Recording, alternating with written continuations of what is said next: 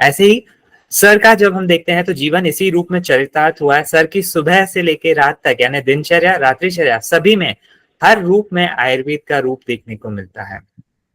सबसे अच्छी बात यह है कि आज सर के साथ हमें एक अनूठा संगम मिलने वाला है, क्योंकि सर ने जितने भी आदरणीय वैद्य गण हैं जिनको हम बहुत सम्मानजनक रूप से स्वीकारते हैं, उनका नाम लेते हैं, आदरणीय अनंत धर्माधिकारी सर, वैद्य नाना जोशी सर, वैद्य सदानंद सर देशमुख सर, वैद्य रमेश नानल सर, वैद्य दिलीप गाडगिल सर, वैद्य प्रमा जोशी सर, वैद्य प्रकाश सराफ सर, वैद्य योगिनी पाटिल मैम, वैद्य सुनेत्रा सरोदे जी, वैद्य भैयाराव गौतम, वैद्य नाना दावणगढ़कर, वैद्य पांच भाई दमनिया सर, ऐसे आदरणीय वैद्यों का साथ लेते हुए सर ने इन सभी के साथ जो समय बिताया है वो अपने आप में एक अनूठा संगम है, अनूठा योग है, जो आज हम सभी वैद्यों का यहाँ पे एक संकल्पित रूप से ज्ञान लेने वाले हैं।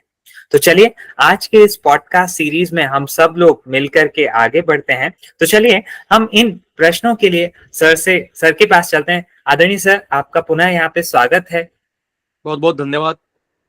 Yes, thank you sir, thank you sir. यहाँ पे जितने भी वैद्यगण हैं उनकी तरफ से डिस्कशंस में ऐसे बहुत बार प्रश्न आता है और हमारे मन में भी ऐसा बहुत सारा प्रश्न आते हैं, उनको हम इस पॉडकास्ट सीरीज के रूप में आगे चलते हैं सर लेते हुए।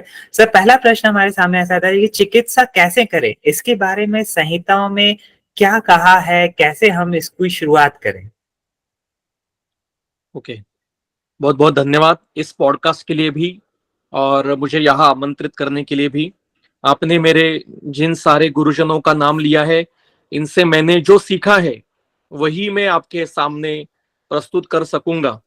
और एक्चुअली चिकित्सा पद्धति, इस विषय के ऊपर बात करना या चिकित्सा के बारे में किसी ने भी बात करना, इसके लिए सबसे पहला जो एक क्राइटेरिया आवश्यक है वो है कि आप खुद चिकित्सक होने चाहिए।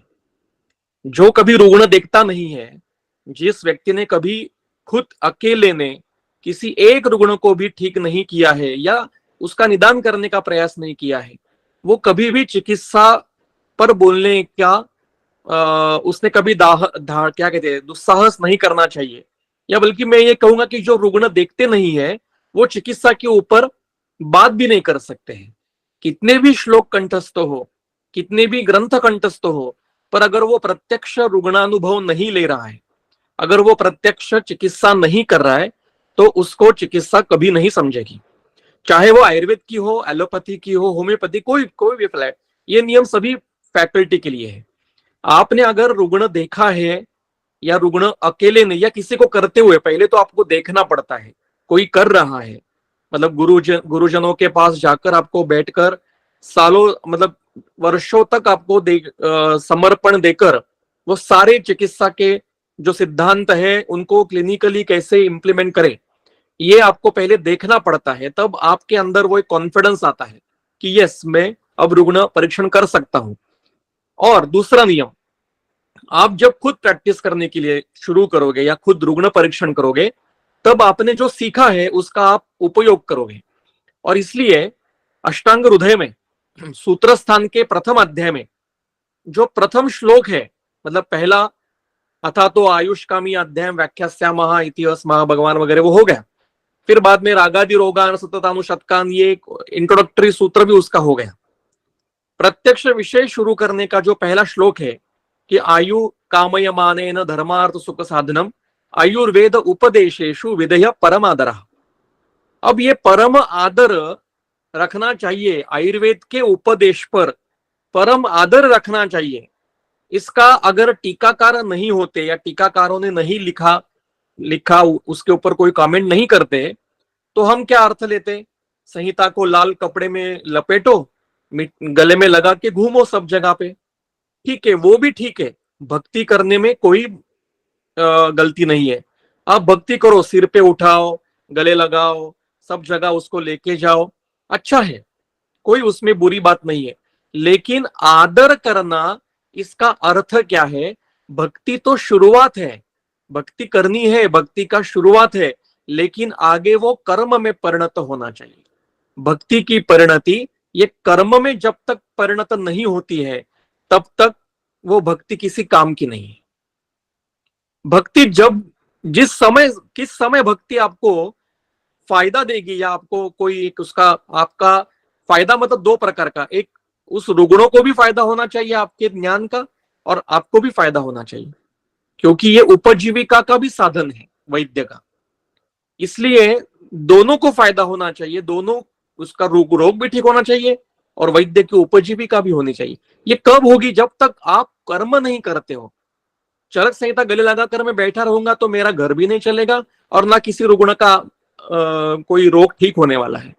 मैंने उस चरक की मैंने जो भक्ति की है, संहिता की जो मैंने भक्ति की है, मैंने माँ की तरह पूजा है संहिता को, मैं माँ कहता हूं, वो मेरी माँ है, क्योंकि मेरा घर चलता है उसके कारण।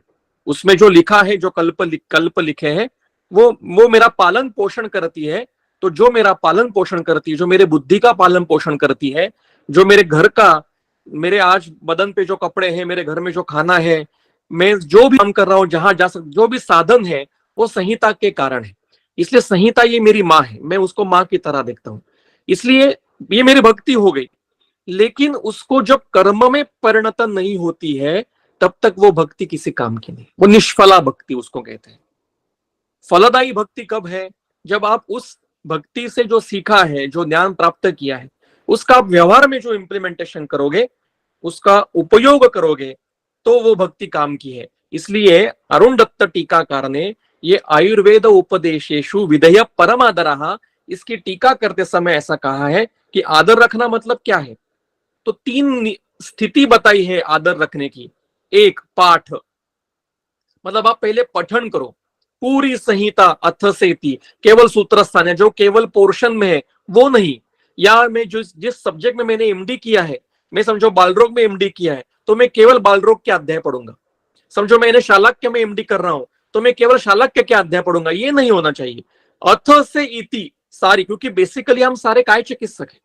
हम अग्नि की चिकित्सा करेंगे, हम दोषों की चिकित्सा करेंगे, हम व्याधि की चिकित्सा करने वाले हैं, शरीर की चिकित्सा करने वाले हैं। तो सारे बेसिकली काय चिकित्सक है। बाद में फिर वो शल्य तंत्र है, शालाक्य तंत्र है, बाल रोग है, स्त्री रोग है, वो आगे की बात है। लेकिन पहले हम काय चिकित्सक हैं, और उसीलिए पहले पाठ करो, पहले पूरा संहिता पढ़ो।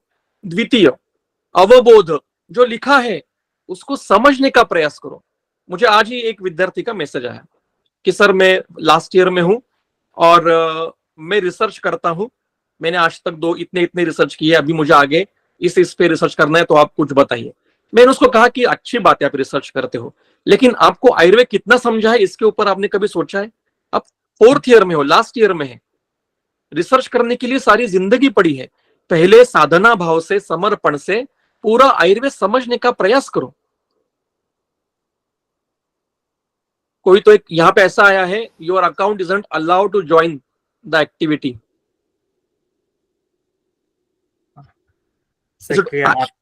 आई एम मतलब मैं दिख रहा हूं ना आपको? Yes yes sir, no problem, आपका विजिबल है स्क्रीन भी और वॉइस भी। ठीक है। तो मैंने कहा रिसर्च करो, आप रिसर्च करने में कोई आपको प्रॉब्लम नहीं है, लेकिन पहले आपको विषय समझा है क्या? चिकित्सा कैसे करते आपने देखी है क्या? चिकित्सा कभी आपने की है क्या? आप रिसर्च कैसे कर रहे हो?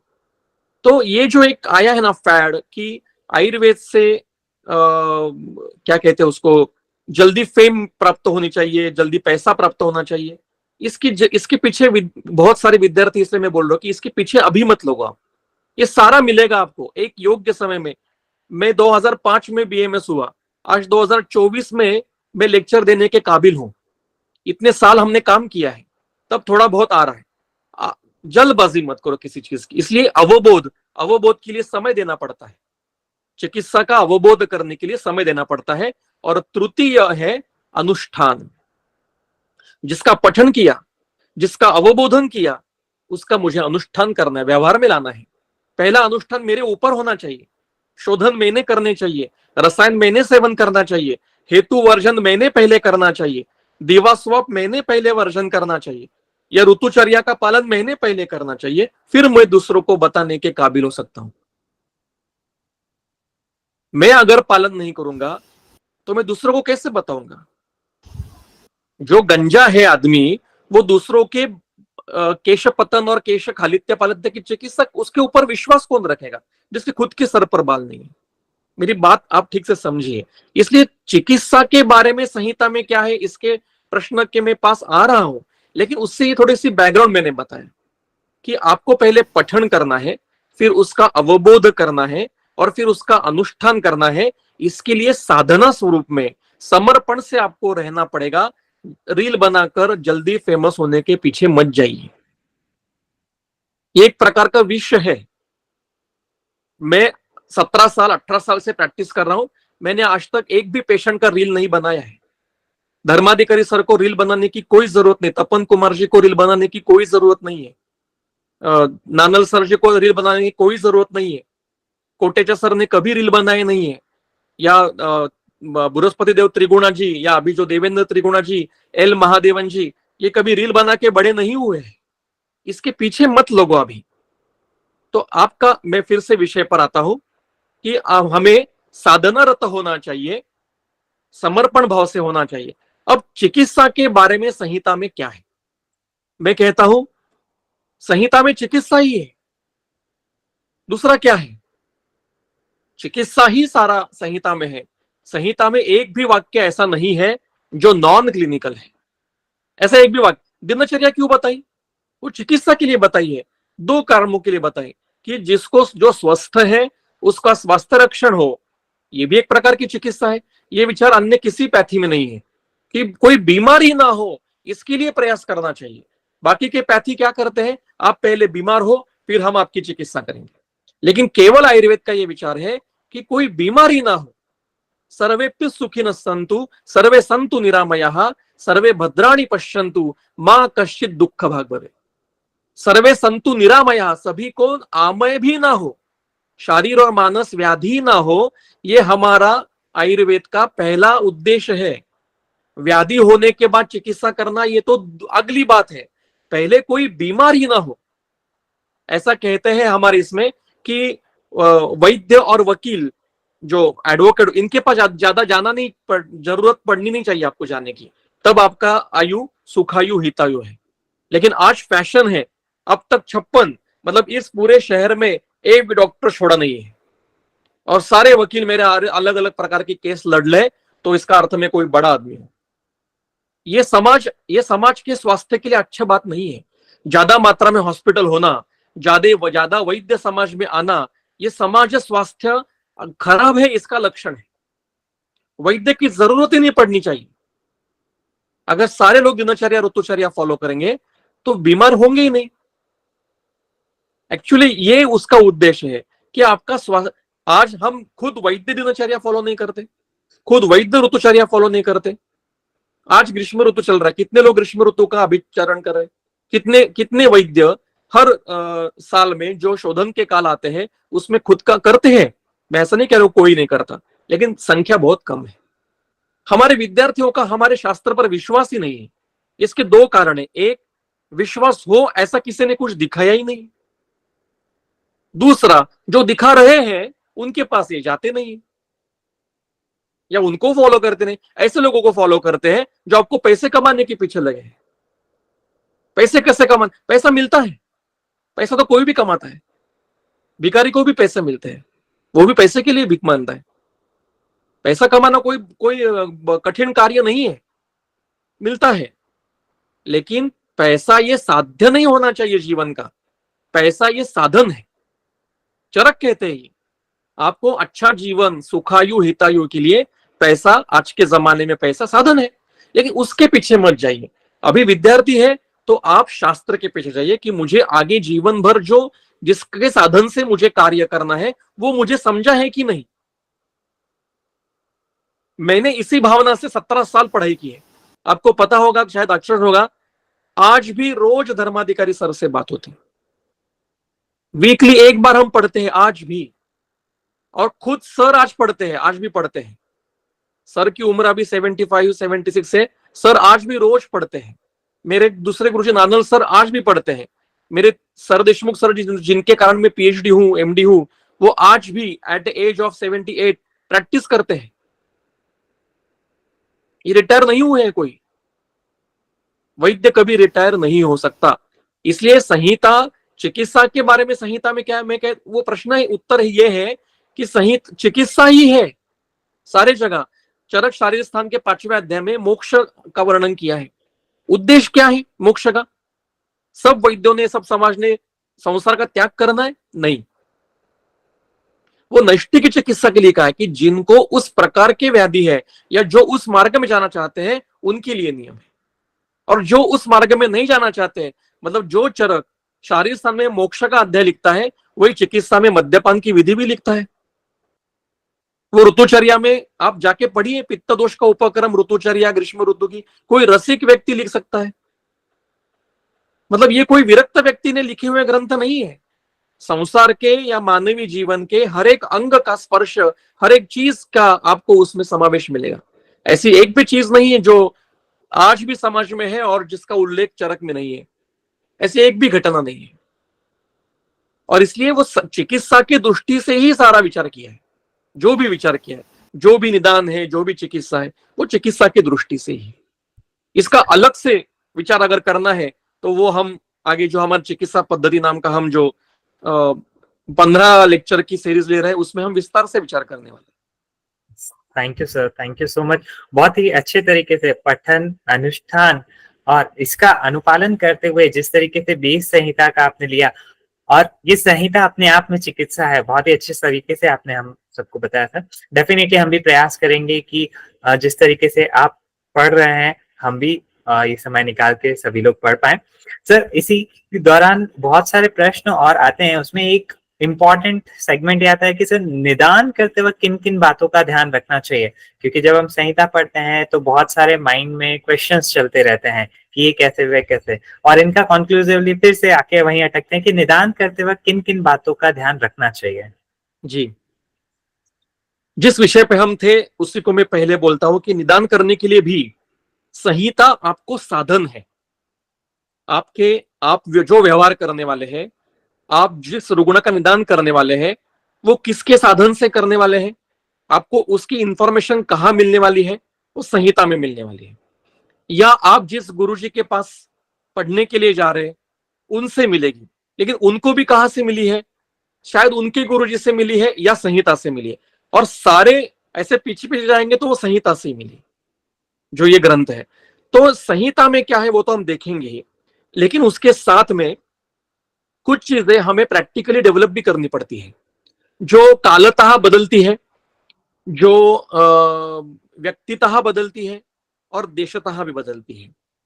एक बात और बताना चाहूंगा मैं यहाँ पे सब निदान के पास जाने से पहले कि जब तक आप रुग्ण खुद देखते नहीं, मतलब मेरे पिताजी कहते थे कि 1000 दिन का वेटिंग पीरियड होता है, मतलब 3 साल कम से कम।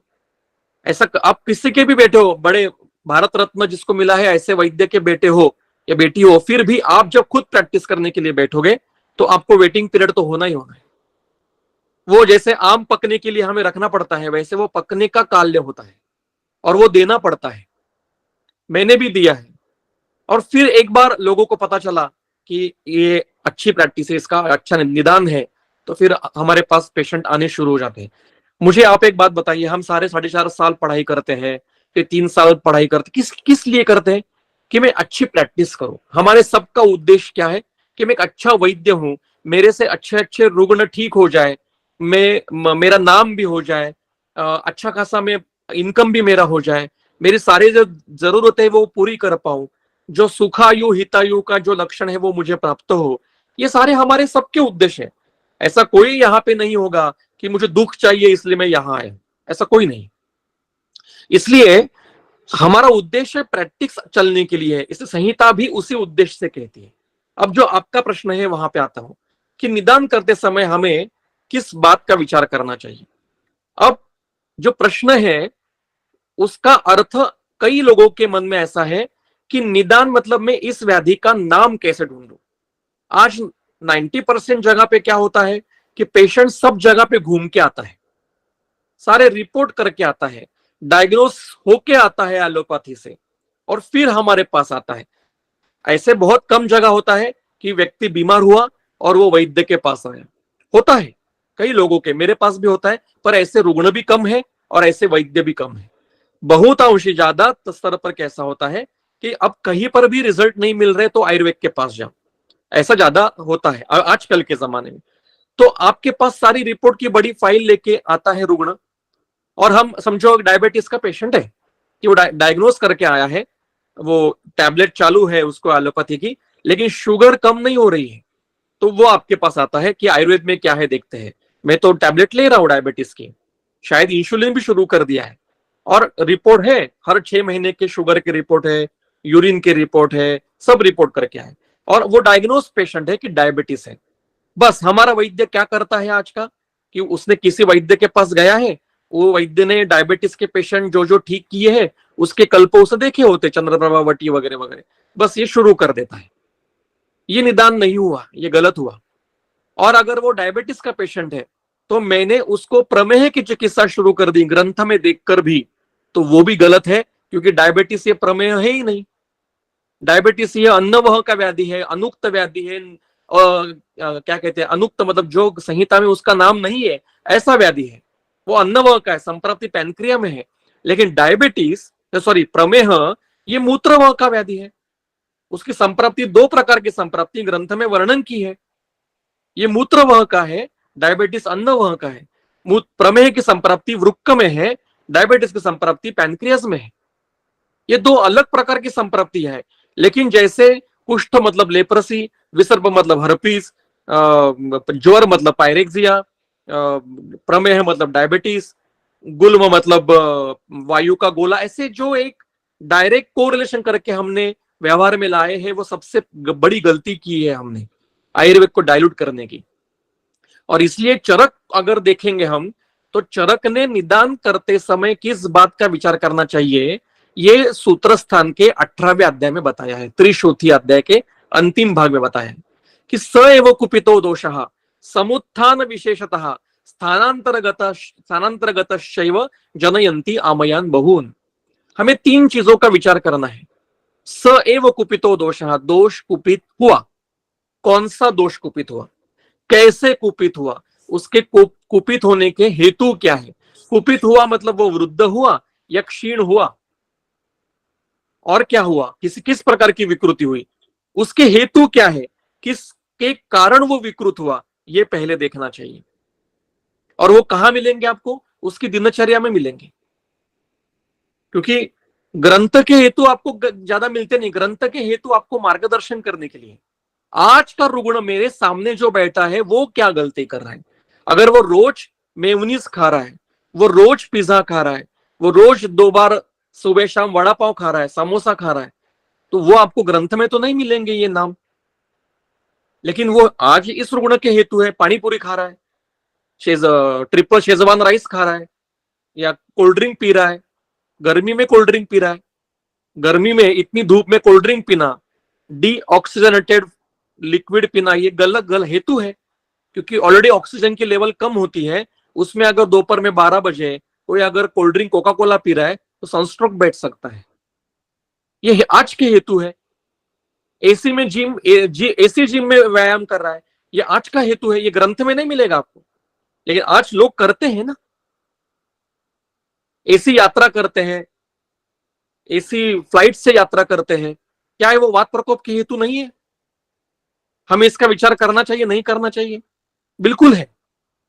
तो आज मेरे सामने जो रुग्ण है वो क्या गलती करता है, उसके क्या हेतु है, इससे ये अनुक्त हेतु सारे। आज कौन उपौदी का सेवन करता है, कौन वो शाली के इतने प्रकार बताए वो सेवन करता है, शाली सेवन करता है, वो प्रकार हमें पता है क्या? मुकुद, कुमुदक, सौगंधिक वगैरह वगैरह है, इसका अर्थ वो त्याज्य है क्या सारा भाग? नहीं, वो हमें मार्गदर्शन करने के लिए है कि इस प्रकार के हेतु देखने चाहिए। आज का रुग्ण क्या करता है? हमारे महाराष्ट्र में एक भाग है, एक प्रदेश है जिसको खान देश कहते हैं, मतलब कान्ह देश ऐसा है मूल, जो जलगांव धुलिया जो एरिया है वहां पे। और वहां पे लोगों की आदत ऐसी है कि जब वो राइस पकाते हैं तो तंडुल लेते हैं, धोते हैं, फिर पानी में डालते हैं और कुकर में अभी उबालते हैं। पहले बर्तन में करते थे, लेकिन जब उबालते हैं कुकर में डालकर तो उसमें थोड़ा सा नमक डालते हैं। अब ये हेतु है, तंडुल अभिसंधि है, जल अभिसंधि है और लवण भी अभिसंधि है, और आप बाफ पर वो पका रहे हैं तंडुल और उसमें आप नमक डाल रहे हो, तो उसको ज्यादा पानी छूटेगा। और वो जो भात खाएंगे, अगर ऐसा राइस जो ट्रिपल अभिसंधि है ना, ट्रिपल शेजवान राइस होता है, वैसे ट्रिपल अभिसंधि राइस है ये अगर नित्य सेवन कर रहे हैं सुबह शाम, तो त्वचा विकार, संतर्पण के विकार होंगे नहीं। ये हेतु पूछना चाहिए उनको कि आप ये करते हो क्या। और अगर ये जलगांव धुलिया क्यों चलेगा, क्योंकि वो थोड़े रुक्ष उष्ण प्रदेश है, लेकिन वहां का आदमी अगर बंगलोर जाके बैठा या केरल जाके बैठा जॉब के लिए, या वो पंजाब गया या अमेरिका में गया, वहां पे भी इस राइस बताने समय उसमें नमक डाल के बैठना लगा, तो उसको बीमार, वो डायबिटीज हो जाएगा, थायराइड हो जाएगा, तो केश खालित्य पालित्य हो जाएगा, कुष्ठ त्वचा विकार हो जाएंगे, मुख दूषिका बार बार आती जाएगी, मुख पाक बार बार आता जाएगा। हेतु है, ये वैद्य की जिम्मेदारी है हेतु ढूंढ। ये ग्रंथ में नहीं मिलेगा आपको कि कुकर में भात डालते समय उसमें नमक डालते हैं क्या, ये ग्रंथ में कहीं नहीं हेतु। लेकिन ये अभिसंधि नाम का जो हेतु होता है वो ढूंढना हमारा काम है। ये ढूंढे, सिजलिंग ब्राउनी नाम का पदार्थ सबने खाया होगा, एक बार खाया कोई प्रॉब्लम नहीं। कोई व्यक्ति अगर एवरी सैटरडे खा रहा है, वीकेंड सेलिब्रेशन, ये ग्रंथ में कहा है, लेकिन आज हम करते हैं सैटरडे संडे बहुत ज्यादा सेलिब्रेशन करते हैं, ये फॉरेन से आया हुआ ट्रेंड है, तो ये हेतु नहीं है।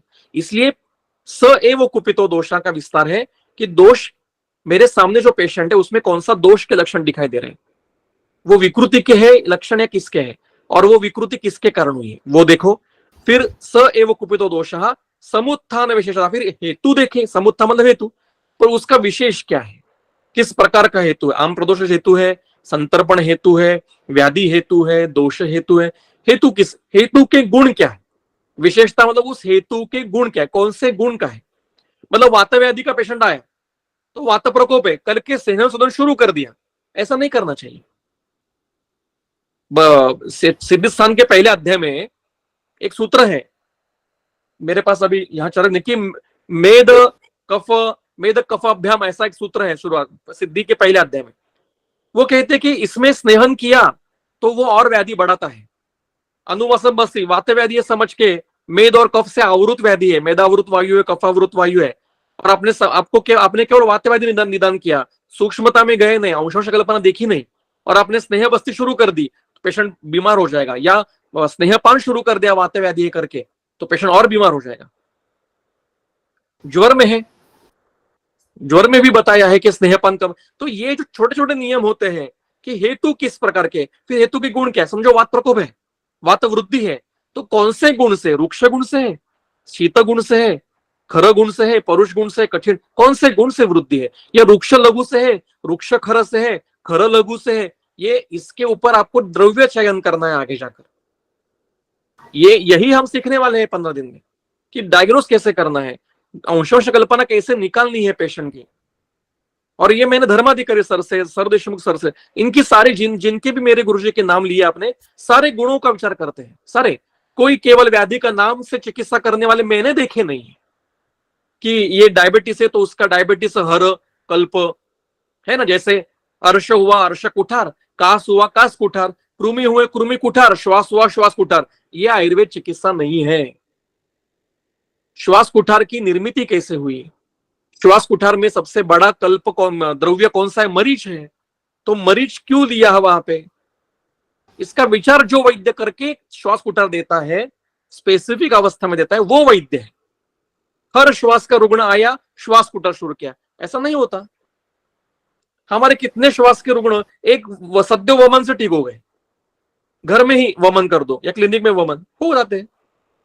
श्वास कुठार मेरे पास जो मेरे कुछ विद्यार्थी यहाँ ज्वाइन है, उनको पूछो कि श्वास कुठार मैंने कब यूज किया है, बहुत महीने हो गए मैंने नहीं यूज किया है, जरूरत नहीं पड़ती। कम से कम मात्रा में द्रव्य और कम से कम काल में ठीक करना है पेशेंट। तो स एव कुपितो दोषः समुत्थान विशेषता स्थानांतरगत, तो दोष विकृत हुआ, फिर वो कहा जाके स्थान संश्रय लिया उसने, उसके ऊपर एक ही दोष ने अलग अलग स्थान में गया तो अलग अलग व्याधि करेगा। संदर्भ देखना है तो शोष निदान देखिए कि एक ही दोष की जो ग्रुप हुआ है वो अगर अलग अलग स्रोतस में जाकर बैठता है तो अलग अलग सिम्टम्स डेवलप करता है। और उपद्रव की व्याख्या वही है कोई मुझे बताएगा यहाँ पे उपद्रव की व्याख्या चरक में कहाँ है? आप मैसेज भी कर सकते हो। उपद्रव की व्याख्या चरक में कहाँ है? यस, थैंक यू, विसर्प में है। Very good, thank you. विसर्प चिकित्सा, वेरी गुड। मतलब आपको पता है, आप पढ़ते पढ़ते हो, बहुत अच्छा लगा मुझे सोच सुनकर। विसर्प की चिकित्सा में व्याख्या है उपद्रव की, वो व्याख्या है, उसमें एक शब्द है रोगारंभक। रोगारंभक मतलब क्या? हेतु नहीं, तो दोष, जिन दोषों ने व्याधि किया है, समझो हेतु सेवन से एक दोष प्रकोप हुआ, एक ग्रुप हुआ, वातक, क्षीण, पित्त, वृद्धि, कफ, ऐसा कुछ हुआ गुण अंशांश कल्पना से, उसने एक जगह स्थान संश्रय करके ख वैगुण्य से एक व्याधि निर्माण किया, संप्राप्ति हुई, लेकिन वो दोष वहीं पर नहीं है ना, वो शरीर में संचारी अवस्था में है।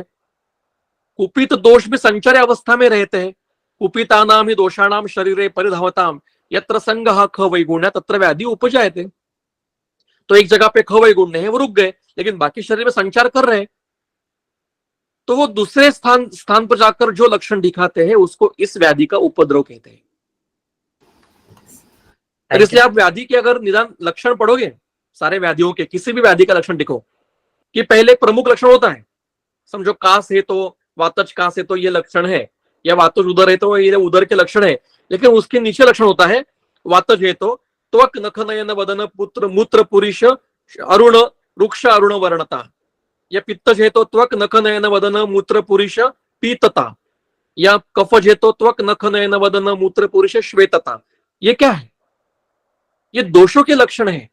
और वही दोष समझो गुल्म किया है कहीं पर, पित्त ने पित्त गुल्म हुआ है, लेकिन वो विकृत पित्त सर्व शरीर में है, तो वो त्वचा को भी पीला करेगा, नख को भी पीला करेगा, नेत्र को भी पीला करेगा।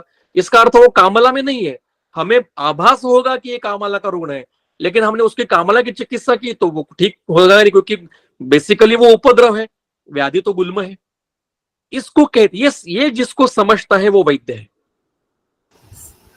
केवल किसी वैद्य के पास जाने का और वो कौन से व्याधि में कौन से कल्प यूज करते हैं उसकी नोटबुक बनाने की और बस उसके ऊपर प्रैक्टिस शुरू करने की, इससे भी आपको शुरुआत में कुछ सफलता मिलेगी, लेकिन हर रुग्ण को सफलता नहीं मिलेगी। उसके लिए आपको सीखना पड़ता है। और एक बात बताना मैं भूल गया, वो बता के मैं रुकता हूं इस प्रश्न के उत्तर। किसी भी वैद्य के पास आप पढ़ने के लिए जाओ, किसी भी, ब्रह्मदेव ने प्रैक्टिस शुरू कर दी, इंद्र ने प्रैक्टिस शुरू कर दी, और आप उसके पास क्लिनिक के लिए जा रहे हो, फिर भी आपको असल में कब नॉलेज होगा पता है?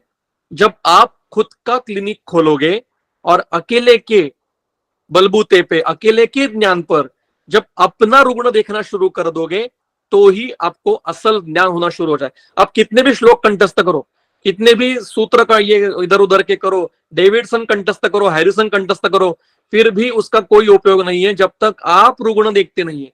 और जो आप रुग्ण देखते हो तब आपको जो समझता है ना, वो सत्य ज्ञान होता है कि यस मैंने, अरे प्रतिष्ठा ठीक नहीं कर सकते हमारे बच्चे,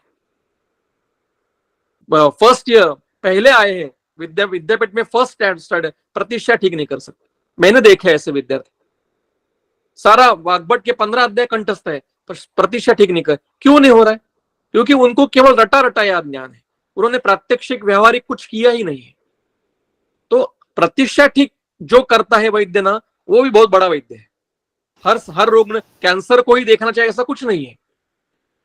सिंपल रोग कौन ठीक करेगा? हर कोई सुपर स्पेशलिटी बनने के लिए जाएगा तो सादे सादे विकार कौन ठीक करेगा?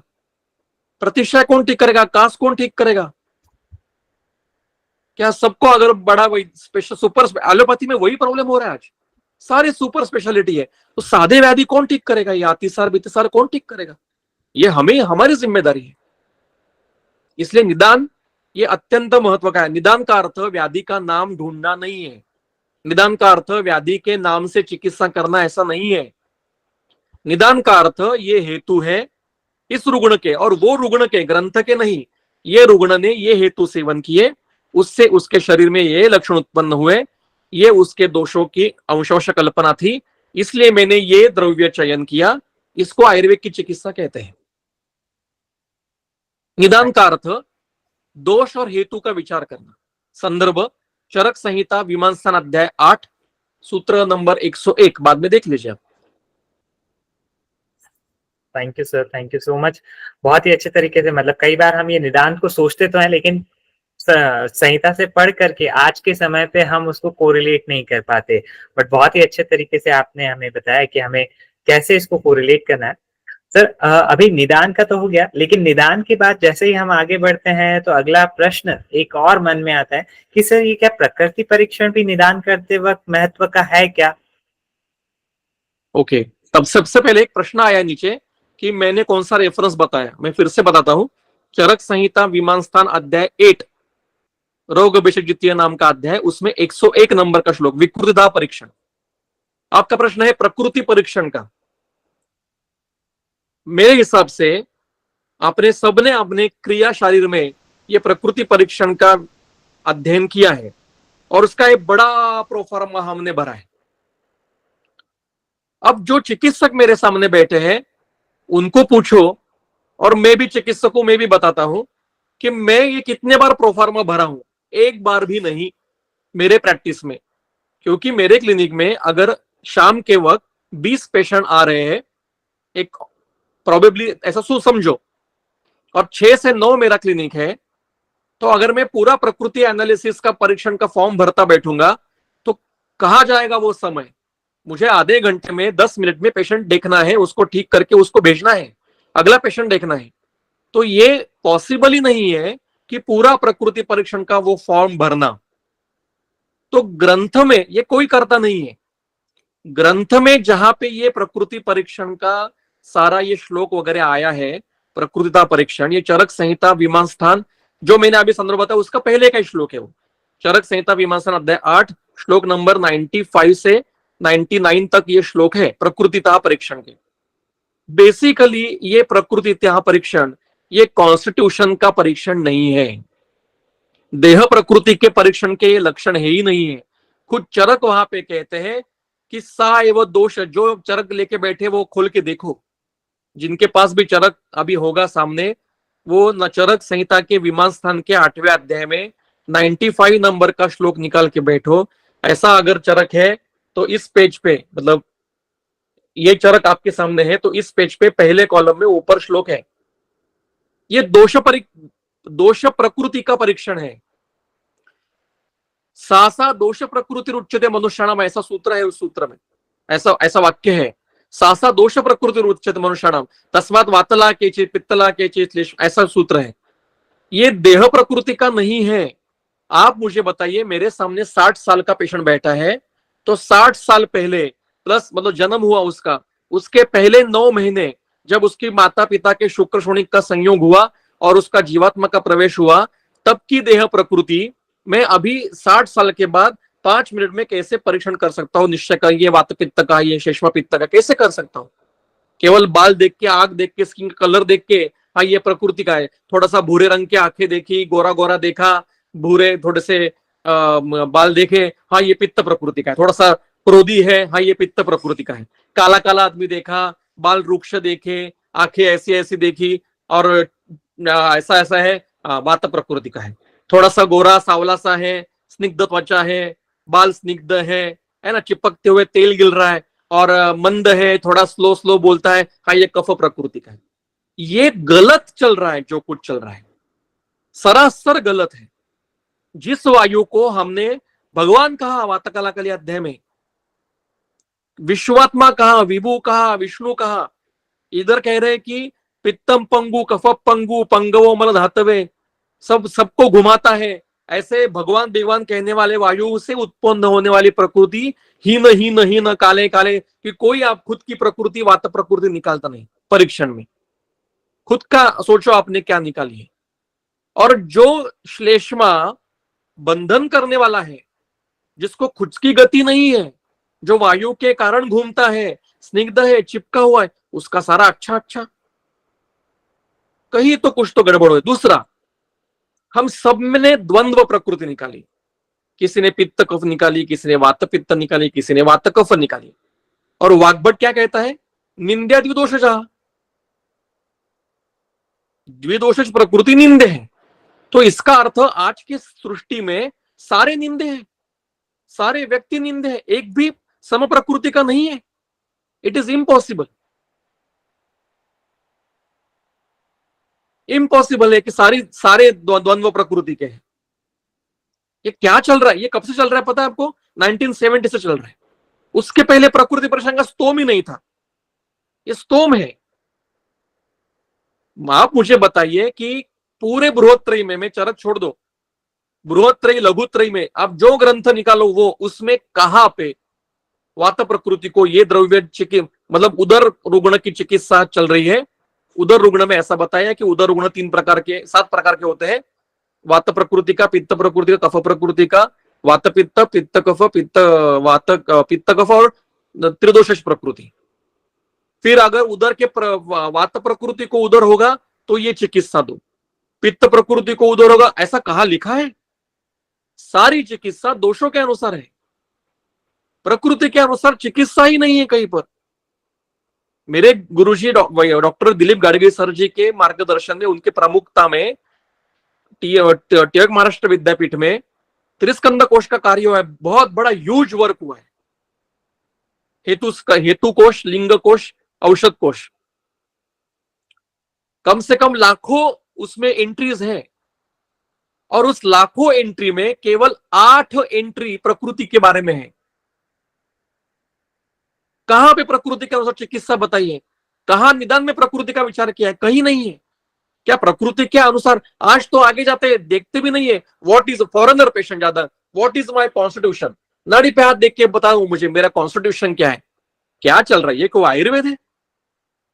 कहां लिखा है चरक संहिता में या सुश्रुत में वाग्भट ने कि नाड़ी देखकर बताओ व्हाट इज माय कॉन्स्टिट्यूशन?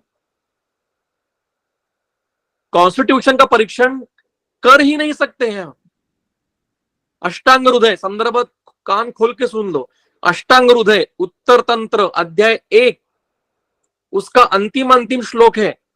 उसने बताया है कि अगर किसी व्यक्ति के प्रकृति के लक्षण आपको देखने हैं, देह प्रकृति के, तो वो जन्म के बाद 15 दिन के अंदर देखने चाहिए, 15 दिन से 1 महीने के बीच में देखने चाहिए, क्योंकि उसके बाद उसके ऊपर देश का संस्कार, काल का संस्कार, कुल का संस्कार, आहार का संस्कार, विहार का संस्कार, ऋतु का संस्कार, ये होकर उसमें परिवर्तन हो सकता है। मैं आपको वो तो छोड़ दो, मैं आपको समझो, मेरे रंजीत जी मेरे गांव में वैद्य है और मैं रंजीत जी के पास पेशेंट बन के आया हूं। मुझे आयुर्वेद का कुछ ज्ञान नहीं है, और मैं गए 4 महीने से कटोरा भर भर के दधी सेवन कर रहा हूं, आदत है मुझे खाने की, समझो ऐसा पेशेंट है। तो अगर मैं दधी रोज खा रहा हूं कटोरा भर भर के, तो दधी के श्लेष्मा के जो वृद्धि के लक्षण है वो मेरे शरीर में होंगे। थोड़ी स्किन अच्छी होगी, थोड़ा कहीं पे स्राव होगा, कहीं पे पैचेस पड़े होंगे, बाल उस प्रकार से होंगे, आंखें स्निग्ध होंगी, त्वचा स्निग्ध होगी, गुरु होगी, वो थोड़ा सा मतलब दधी के जो गुण है, या मैं संतर्पण के हेतु सेवन कर रहा हूं, स्पेसिफिक दधी छोड़ दो, दिवा स्वाप कर रहा हूं, व्यायाम बिल्कुल नहीं है, चिंतन बिल्कुल नहीं है, तो मेरे शरीर में श्लेष्मा वृद्धि के लक्षण ये आपको मिलेंगे, क्योंकि हेतु श्लेष्मा वृद्धि के चल रहे हैं। और ऐसे समय में मैं अगर रंजीत जी के पास गया और मैंने कहा कि मुझे आप चेक करो, तो वो जो मेरा प्रकृति परीक्षण का जो कुछ एनालिसिस करेंगे उसमें मेरे श्लेष्मा के उत्कटता के गुण दिखेंगे। तो द्वंद्व श्लेष्मा पित्त, क्योंकि वो कभी एक प्रकृति के लक्षण आती नहीं किसी के भी, तो श्लेष्मा पित्त श्लेष्मा की प्रकृति मेरी होगी। चलो एक टैग लग गया। आगे 3 में फिर मैंने हेतु बंद कर दिए, तो मैं बहुत व्यायाम करने लगा, रुक्ष पदार्थ सेवन करने लगा, गाड़ी पे घूमने लगा, या मैं अगर कोई काम कर रहा हूं तो धूप में मैं पत्थर फोड़ने लगा, जो भी मैंने कहा, मैंने सारे स्निग्ध पदार्थ बंद कर दिए। अब मेरे शरीर में वायु की उत्कटता हो गई 4-5 महीने के बाद, और मैं फिर रंजीत जी के पास चला गया। तो रंजीत जी क्या कहेंगे कि अब इसमें वायु के लक्षण, और उनको पहले याद नहीं आ रहा है, या उनके क्लिनिक में दूसरा कोई बैठा है, कोई दूसरा असिस्टेंट है, उस समय रंजीत जी अमेरिका में चले गए पेशेंट देखने के लिए, दूसरे कोई व्यक्ति बैठा है और उसको मेरा पहला पता नहीं है, और उन्होंने मुझे पहली बार देख रहे हैं, तो वो मेरी प्रकृति क्या निकालेगा? वात प्रधान पित्त निकालेगा। यही होता है ना। 15 मिनट में आप उसके देह प्रकृति का एनालिसिस कैसे कर सकते हो?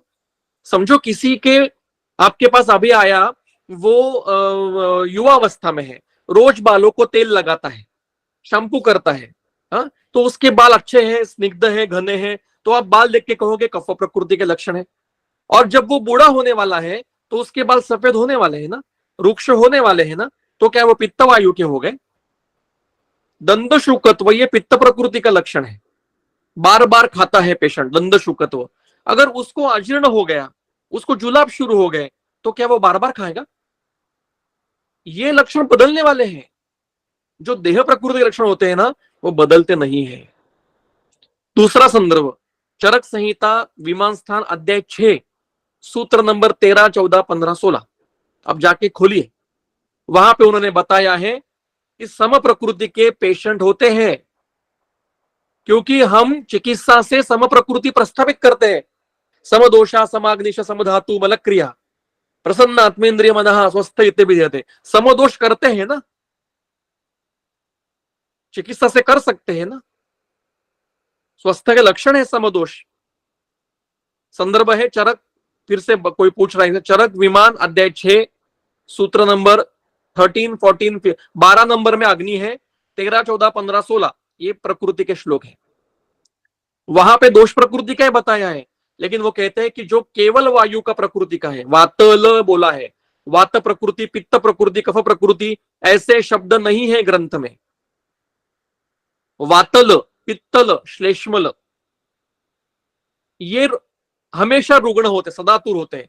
जो केवल वातल है, जो पित्तल है, जो कफ श्लेष्मल है, वो सदातुर है और सम प्रकृति का ही स्वस्थ होता है। क्या ये श्लोक हम देखेंगे नहीं? इस श्लोक तो निदान में आज के काल में भी और चरक के काल में भी प्रकृति एनालिसिस का कोई महत्व नहीं है। वो केवल आपको दोष परीक्षण, चरक अगर है सामने खोलिए, चरक विमान अध्याय 8 श्लोक नंबर 123, 123, जो दशविध परीक्षा भाव है, प्रकृतितः, विकृतितः, शारता, संवंता, उसमें प्रकृतितः परीक्षण ये केवल शरीर के बल परीक्षण के लिए है। That's it. 10 परीक्षा में से केवल विकृतिता परीक्षण छोड़ के जो 9 परीक्षण है वो देह बल के लिए है, अग्नि बल के लिए, मनोबल के लिए है। विकृति परीक्षण से दोष बल का ज्ञान करना है और फिर द्रव्य चयन करके दोषों के अनु यथा दोषम वैषज्यम आवाचार ऐसा श्लोक है, यथा दोषम वैषज्यम। अगर आपको चाहिए तो मैं श्लोक दिखा सकता हूं, लेकिन समय लगेगा उसको।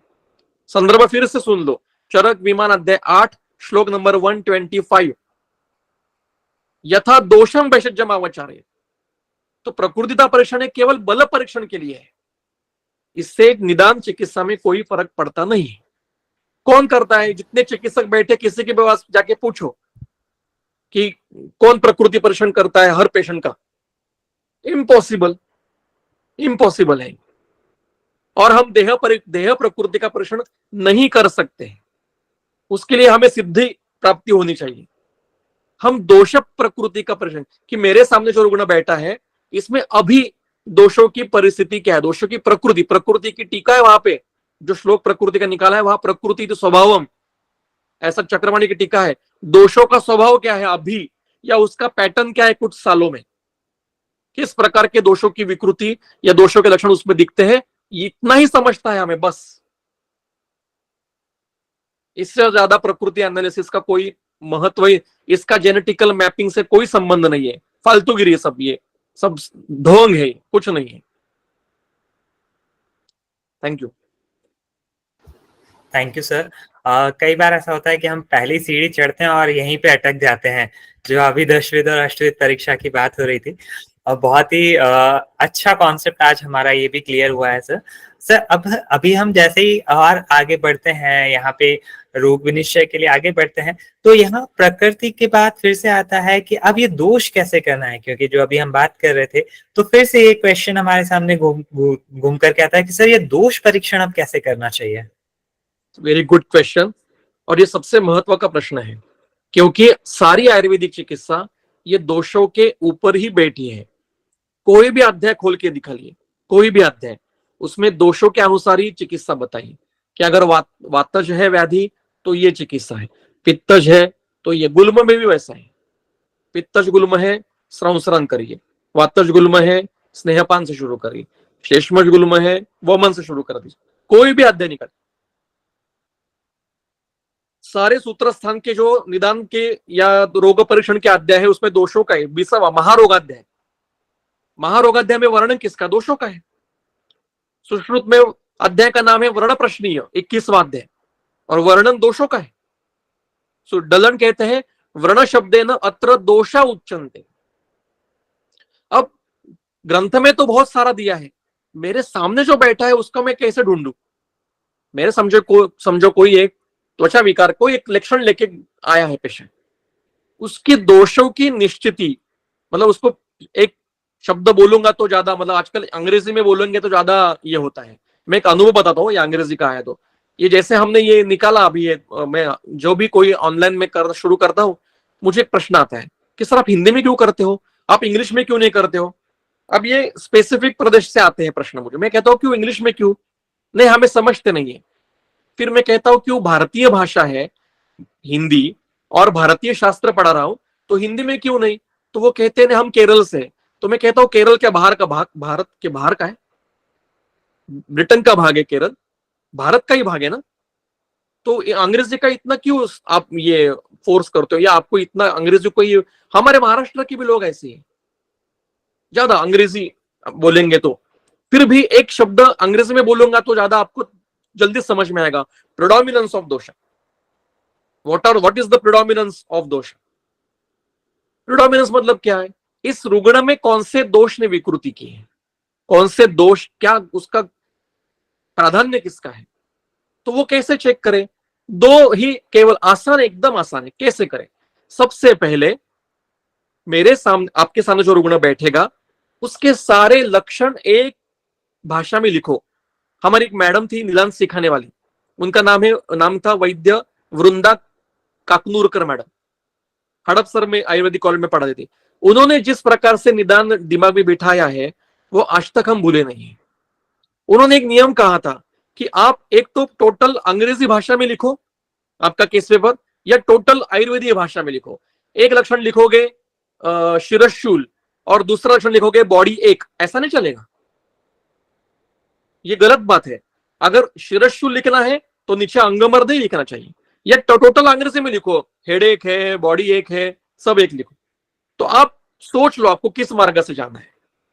अगर आयुर्वेद का लिखना है तो आयुर्वेद के ही सारे संज्ञा आनी चाहिए, जनरल संज्ञा में आनी चाहिए, जी मचल रहा है ऐसा नहीं लिखना है, उल्लास लिखो आप। लोगों को पूछने दो ये क्या है, इस बहाने से शास्त्र समझ में जाता है। तो समझो लक्षण, जो भी लक्षण, मेरे सामने एक समझो पेशेंट बैठा है, उसको शिरशूल है, अंगमर्द है, पृष्ठशूल है, रुल्लास है, छर्दी है, ज्वर है, ऐसा लक्षण आए हैं। अब आप ये लक्षण एक के बाद एक लिखे, जैसे पेशेंट बता रहा है उस क्रम से लिखो। कभी कभी ऐसा होता है कि पेशेंट को सबसे ज्यादा तकलीफ जो लक्षण देता है वो पहले बताता है कि सर डायबिटीज का पेशेंट हूं मैं, पर मुझे अभी थोड़ा सिरदर्द है। तो वो आपके पास सिरदर्द के लिए आया है, डायबिटीज के लिए नहीं आया है। वो पॉइंट समझना चाहिए आपने पेशेंट को, बिना बताए बताता है कि मुझे जरा सिरदर्द है वो ठीक करो, आप डायबिटीज का देखेंगे बाद में। अगर उसका सिरदर्द ठीक हो गया तो वो आपके पास डायबिटीज के लिए पक्का आएगा। अगर सिरदर्द ठीक नहीं हुआ तो वो दूसरे के पास जाएगा। इसलिए वो क्या कह रहा है, उसको क्या पेशेंट को सबसे ज्यादा क्या तकलीफ हो रही है, कि वो कहेगा नहीं मुझे सर ये क्या कहते हैं उसको, अम्ल पित्त का मुझे बहुत तकलीफ है, एसिडिटी तो मुझे लगती है, लेकिन अभी सर मुझे बहुत जुलाब हो रहे हैं। तो आप अगर उसको अम्ल पित्त की चिकित्सा करेंगे तो आपको पहले उसके जुलाब रुकाने हैं, उसका द्रवमल पहले रुका, फिर अम्ल पित्त देखेंगे बाद में।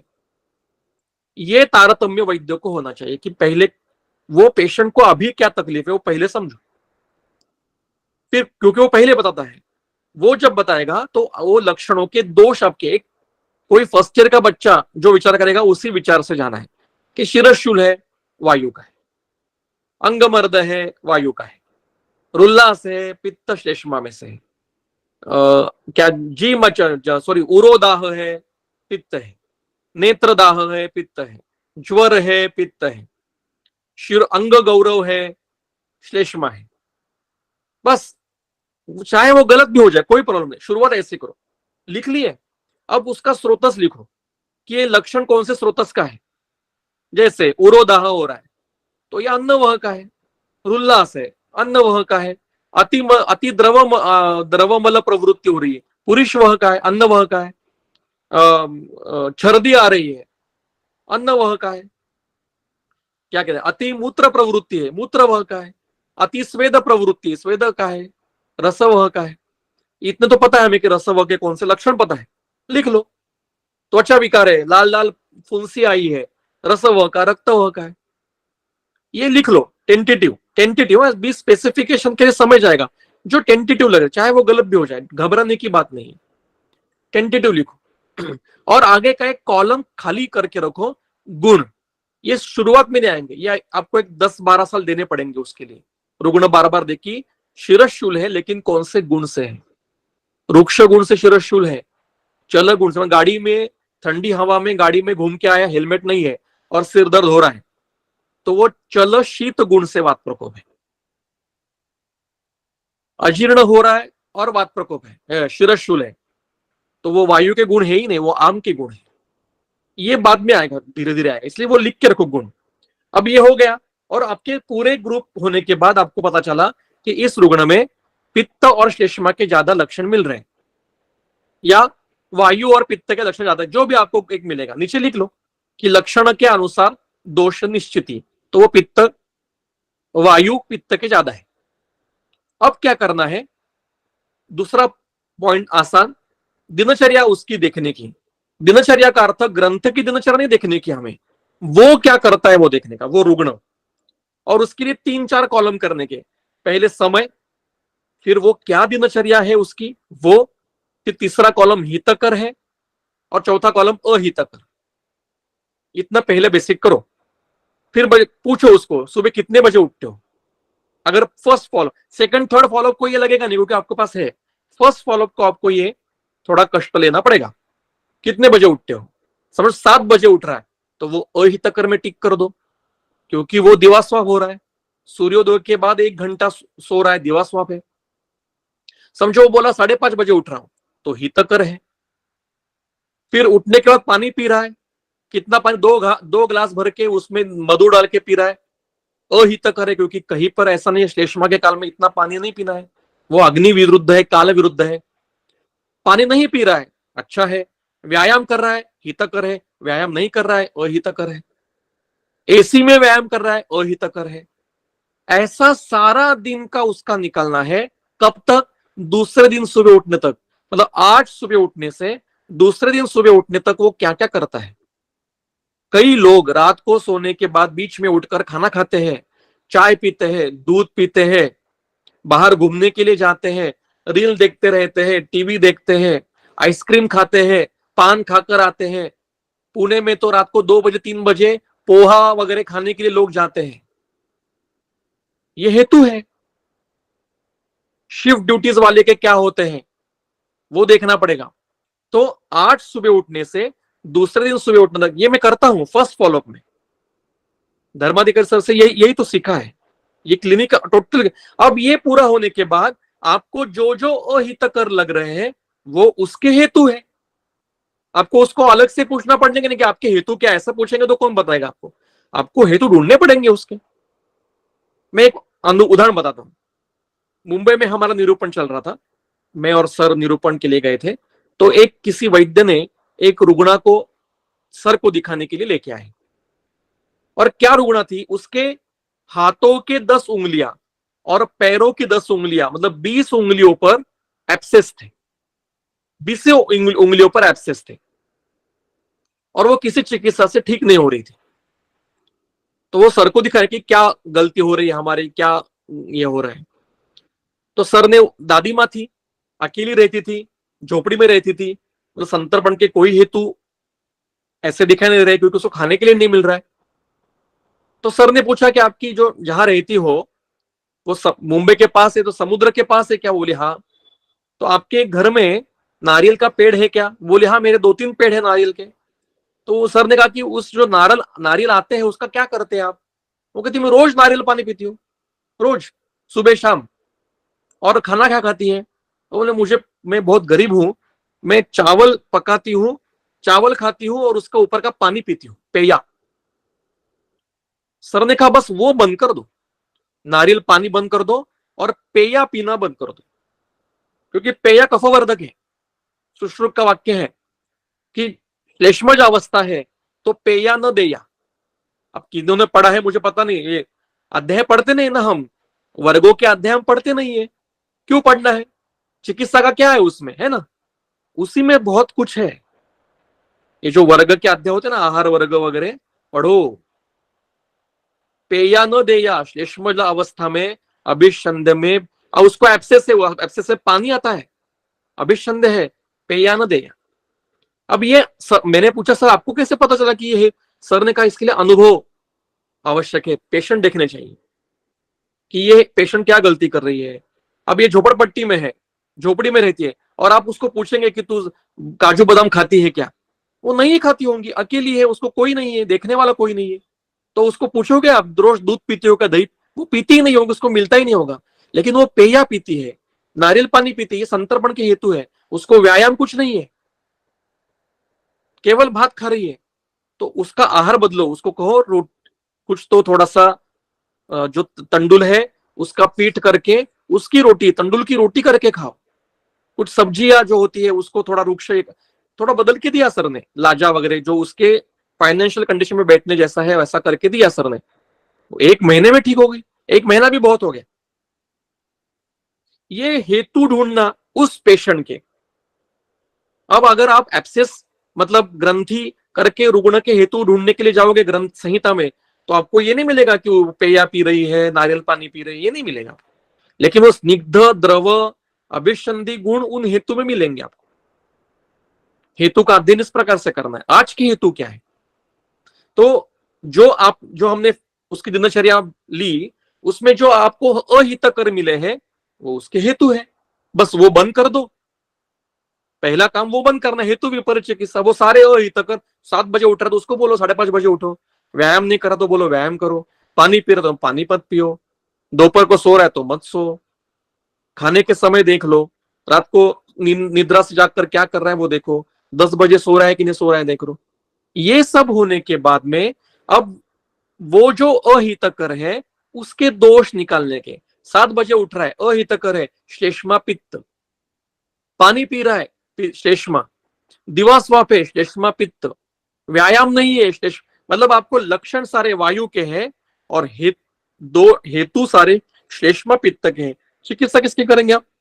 पहले ये हेतु बंद कर दो, श्लेष्मा पित्त की चिकित्सा कर दो, वातज व्याधि ऐसे ठीक हो जाएगी। परतंत्र वात व्याधि है, आम प्रदोषज व्याधि, ये आम के लक्षण अनुसार बंद कर दो। द्रव्य, मैंने आज तक 17 साल हुए एक भी सुवर्ण कल्प का उपयोग नहीं किया, बहुत रेयरली। गर्भिणी के ट्राइमिनिस्टर, 3rd ट्राइमिस्टर में सुवर्ण मालिनी वसंत और कभी कभी सुवर्ण सुटशेखर, कभी कभी, बस। कोई जरूरत नहीं पड़ती है हर आने वाले पेशेंट को सुवर्ण कल्प देने की, कोई जरूरत नहीं पड़ती। सिंपल सिंपल द्रव्य में पेशेंट ठीक होते हैं, आराम से होते हैं।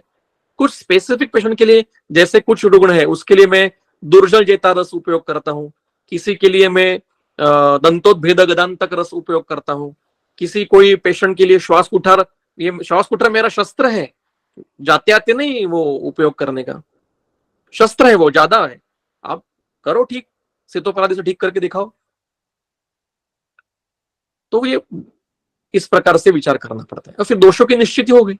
ये चिकित्सा, ये दोषों के अनुसार चिकित्सा की व्यावहारिक। थैंक यू सर, ये बहुत ही इम्पोर्टेंट क्वेश्चंस था, मुझे अब लग रहा है। क्योंकि कई बार हम सोचते हैं कि ये बात पे तो होगा, लेकिन जिस तरीके से अभी आपने बताया उस तरीके से अगर हम सोचे तो शायद डेफिनेटली हम सही अप्रोच कर पाएंगे। Thank you so much sir. Sir अभी हम इस सीरीज में जैसे जैसे आप हमारा मार्गदर्शन करते जा रहे हैं, हमने सबसे पहले चिकित्सा कहाँ से शुरुआत करें, मतलब किस तरीके से अप्रोच करें, फिर निदान देख लिया, फिर प्रकृति का भी अनुसरण कर लिया, दोष परीक्षण भी देख लिया। अब फाइनली जब हमने दोष परीक्षण कर लिया है तो अगला विचार हमारे मन में आता है कि सर ये हम द्रव्य या कल्प का कैसे चयन करें। बहुत बड़ा विषय है, मैं बताने का प्रयास करूंगा। संक्षेप में अभी तक जो विषय है उसको लग के ही करूंगा कि द्रव्य चयन है ना, द्रव्य पहले बनाए कैसे है, कल्प, ये पहले समझना चाहिए। सितोपलादि कल्प है या आरोग्यवर्धिनी कल्प है, ये कोई स्वर्ग से ब्रह्मा ने स्मरण के करके नहीं आए हैं ना, ये किसी ने तो बनाए हैं, किसी व्यक्ति ने, किसी वैद्य ने, किसी रिसर्चर ने बनाए हैं। तो वो कैसे बनाए? वो बनाया ऐसे है कि जो व्याधि की अवस्था है, एक व्याधि की अवस्था निश्चित कर दी हमने कि शिरशूल है, शिरशूल ठंडी हवा में घूम के आया है और शिरशूल हो रहा है, इस अवस्था में हमें कल्प बनाना है। सिंपल देखते, कैंसर विंसर के बारे में बाद में बात करते। शिरशूल का रुग्ण है और वो ठंडी हवा में घूम के आया है और सिर चढ़ गया है। अब उसके लिए हम क्या कॉम्बिनेशन का यूज करेंगे, ग्रंथकारों ने कैसे किया होगा वो मैं बताने का, क्योंकि इसका संदर्भ है, बताने का प्रयास करता हूं। तो जो शिरशूल है उसके लिए शूलहर जो द्रव्य होगा कोई एक, वो पहले एक ले लो, कोई भी जो आपके पसंद है। जैसे उदाहरण बताता हूं मैं, श्वास कुठार है तो उन्होंने मरीच द्रव्य पहले लिया। आरोग्यवर्धिनी है तो कुटकी ली, सबसे बड़ा द्रव्य, क्योंकि आरोग्यवर्धिनी का जो अवस्था है वो रुद्धपथ कामला की है, बहुपित्ता कामला की नहीं है। क्योंकि रुद्धपथ कामला में आपको कटु, तीक्ष्ण, उष्ण, भृशाम्ल, भृश लवण देना है। बहुपित्ता कामला में तो पित्त शामक चिकित्सा करनी है, लेकिन रुद्धपथ कामला में आपको श्लेष्मा की चिकित्सा करनी है। तिलपिष्ट निभम यस्तु वर्च सृजति कामली श्लेष्मण रुद्ध मार्गम तत्पित्तम कफहर ही जयत, ऐसा चरक का सूत्र है। पांडु चिकित्सा अध्याय का अंतिम पेज पे सूत्र है, ये 130 नंबर का सूत्र है, बाद में देख लीजिए। फिर से सूत्र बताता हूं, तिलपिष्ट निभम यस्तु वर्च सृजति कामली श्लेष्मण रुद्ध मार्गम तत् पित्तम कफहरई जयेत। और चिकित्सा सूत्र नीचे है, 136 में है, वो कहते हैं कटु, उष्ण, तीक्ष्ण, भृशाम्ल, वृषलवणैहि अपि उपक्रमैहि आपित्तरागाच्चकृतैहि। जब तक मल को पीला रंग नहीं आता है तब तक चिकित्सा करनी है। यह आरोग्यवर्धिनी की अवस्था है। हर जॉन्डिस में आरोग्यवर्धिनी काम नहीं करती, वो केवल रुद्धपथ कामला में करती है। ऑब्स्ट्रक्टिव जॉन्डिस होगा तो ही करेगी वो। तो वो आरोग्यवर्धिनी बना नहीं है, समझो उस समय बना, उनको नाम भी पता नहीं क्या देना है, लेकिन उन्होंने एक द्रव्य तो कुटकी ली।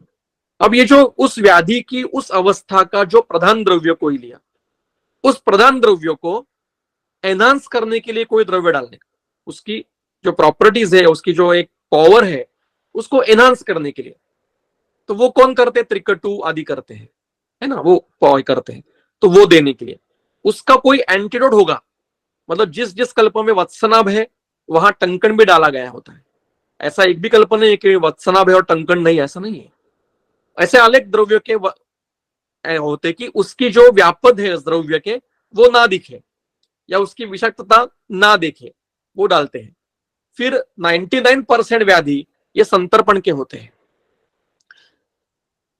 मधुर रस का एक भी कल्प नहीं है, केवल मधुर रस का। रसायन के भी सारे कल्प ये कटुतिक्त कषाय के ही है, क्योंकि संतर्पण के 99% व्याधि होते हैं।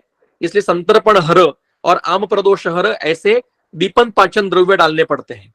इसलिए फिर उस ग्रुप में कुछ दीपन पाचन द्रव्य डाले, कटुतिक्त कषाय रस के द्रव्य डालने पड़ते हैं। इसलिए त्रिफला, त्रिकटु, मुस्ता, काड़े किरा, तिक्त वगैरह वगैरह डालते हैं, गुडुची वगैरह। और फिर थोड़ा सा उसको गंध आने के लिए कुछ प्रक्षेप, टेस्ट आने के लिए कुछ प्रक्षेप, ऐसा कर कर वो एक कल्प तैयार होता है।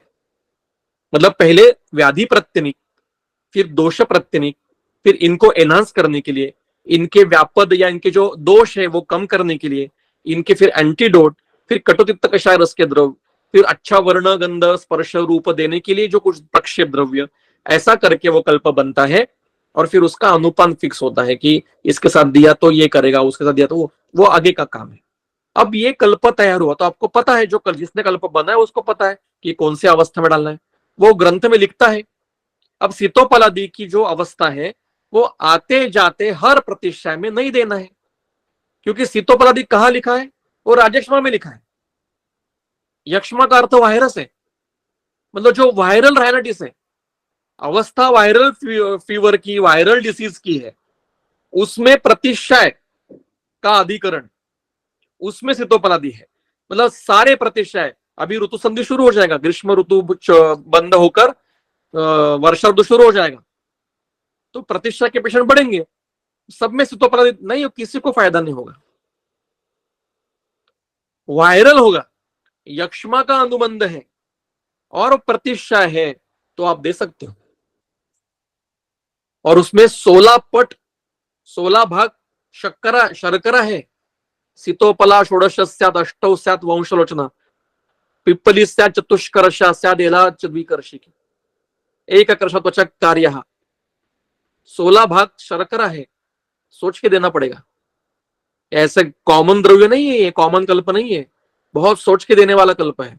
और चरक में उसकी जो फलश्रुति है वो 7 अवस्था है। अब सूत्र देख लीजिए, राजक्षमा में है, आई थिंक स्वर भेद है, पार्श्वशूल है, श्वास कास है, कफार्थ कफ विकार है, और एक कुछ अंतरदाह वगैरह ऐसा है। 7 अवस्था है, तो सारे श्वास में सारे कास में देना है क्या? नहीं, ऐसे कोई 1 2 3 अवस्था होंगी, वो उन 7 अवस्था में से कॉमन होंगी, जो कास में भी है, श्वास में भी है, प्रतिशय में भी है, और वो वायरल अवस्था, बेसिकली अधिकरण वायरल का है, यक्ष्मा का है, तो ही शीतोपलादि काम करेगा। अब ये उल्टा, ये हो गया ग्रंथ में कल्प है, उसका अध्ययन कैसे करेंगे। अब मेरे सामने जो रुग्ण बैठा है उसमें मैं कौन सा द्रव्य चयन करूं?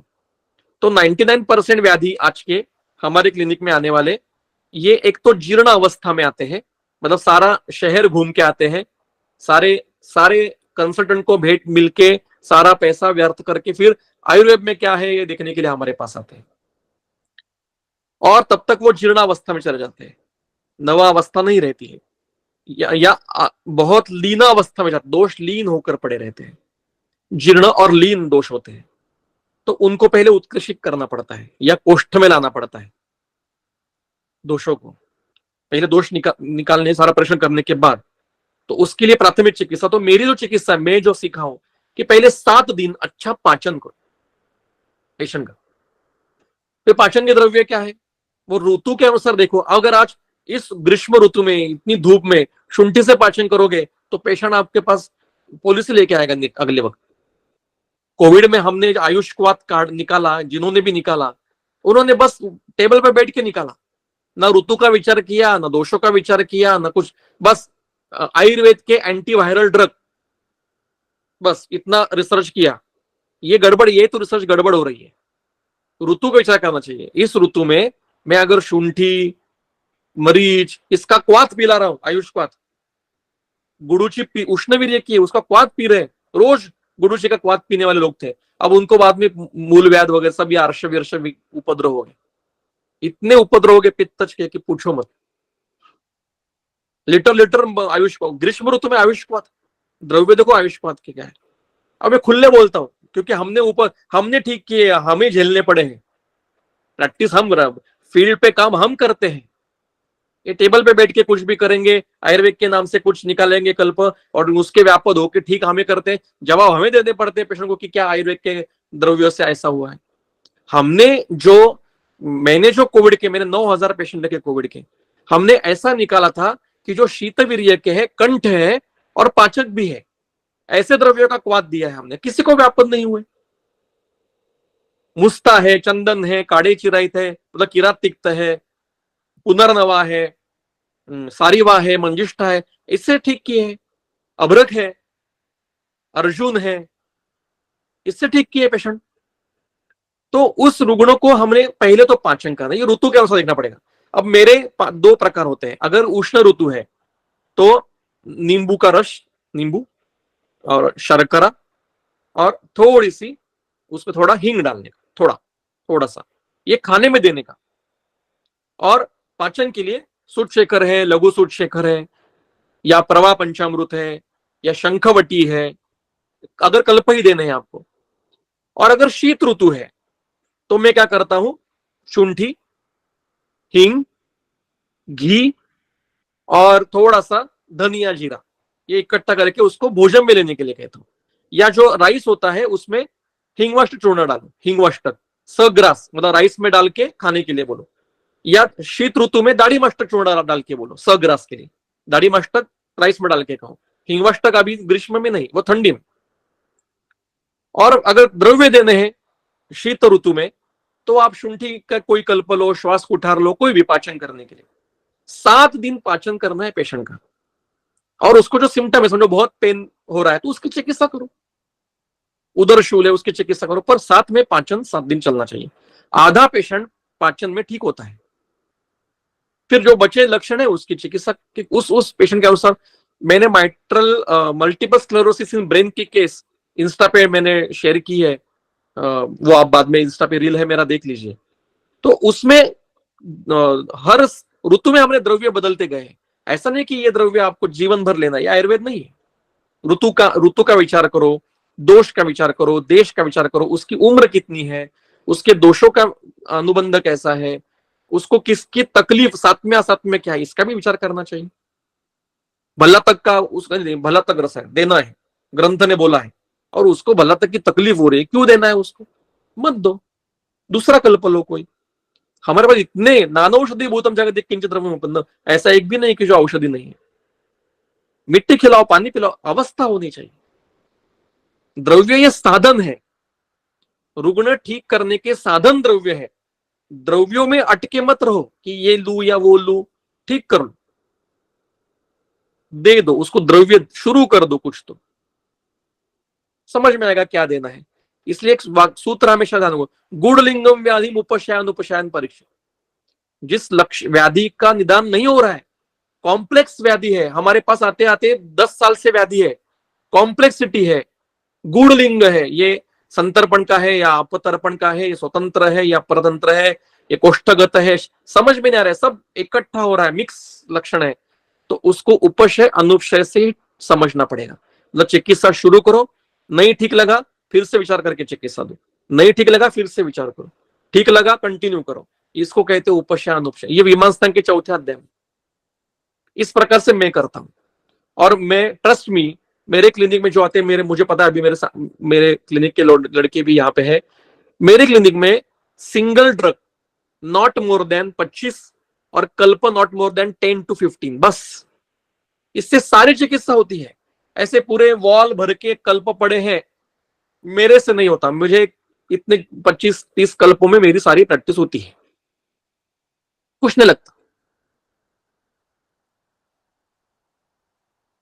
That's great sir. ये तो एक्सपीरियंस वाला ही विषय है कि जब आप इतना सारा संहिताओं का अध्ययन कर रहे हैं तो डेफिनेटली आप दोष को बहुत अच्छे से समझ पा रहे हैं। हम भी ये इच्छा करते हैं कि काश आपका मार्गदर्शन मिले और हम भी एक बात मैं और बताना चाहता हूँ, थोड़ा सा विषयांतर, मतलब थोड़ा आगे जाएगा। जी सर। कि नासिक में मतलब आप जहां प्रैक्टिस करने वाले हो उसका आपको पहले सर्वे कर लो, जहां पे प्रैक्टिस करोगे। समझो भोपाल में प्रैक्टिस करनी है, या राजस्थान में झुंझुनू में प्रैक्टिस करनी है, नासिक में प्रैक्टिस करनी है, बंगलोर में करनी है, जहां करनी है। और उसमें भी जिस एरिया में प्रैक्टिस करने वाले हो वहां पे ज्यादा कौन से रुग्ण आते हैं, कौन से रुग्ण मेरे पास आएंगे। कि मुझे पता नासिक में रुग्ण कैसे आएंगे, अम्ल पित्त के आएंगे, शिरशूल के आएंगे, त्वचा विकार के आएंगे, यकृत विकार के आएंगे, मूत्र विकार के आएंगे। मेरे पास शुरुआत में कैंसर का पेशेंट, मेरे पास शुरुआत की प्रैक्टिस में कौन आने वाला है? मेरे पास कोई नहीं आने वाला, वो सीनियर के पास जाएंगे। तो उसका विचार अभी मत करो। जो रुग्ण मेरे पास आने वाले हैं उसका पहले, मतलब वहां पे जो जो लोग पहले से प्रैक्टिस करते हैं उनको जाके मिलो, उनसे पूछो कि ज्यादा पेशेंट कौन से आते हैं आपके पास, उसका अच्छे से अध्ययन कर लो। जैसे हम एग्जाम के लिए करते हैं ना कि आईएमपी कौन सा है, मतलब पिछले परीक्षा में, पिछले एग्जाम में पांडु हो गया है तो पांडु नहीं पढ़ा तो भी चलेगा, क्योंकि वो रिपीट नहीं होने वाला। ये तो आइडिया है ना, एग्जाम की आइडिया होती है पास होने की। वैसे ही मेरे एरिया में ज्यादा कौन से पेशेंट है, सारा चरक अभी एक साथ खाना खाने बैठेगा तो पूरा थाली खा लेते हैं क्या? वैसे चारा चरक तो एक साथ होता नहीं है, वो तो धीरे धीरे पढ़ेंगे, सारी जिंदगी जाती है तो चरक समझ में नहीं आता।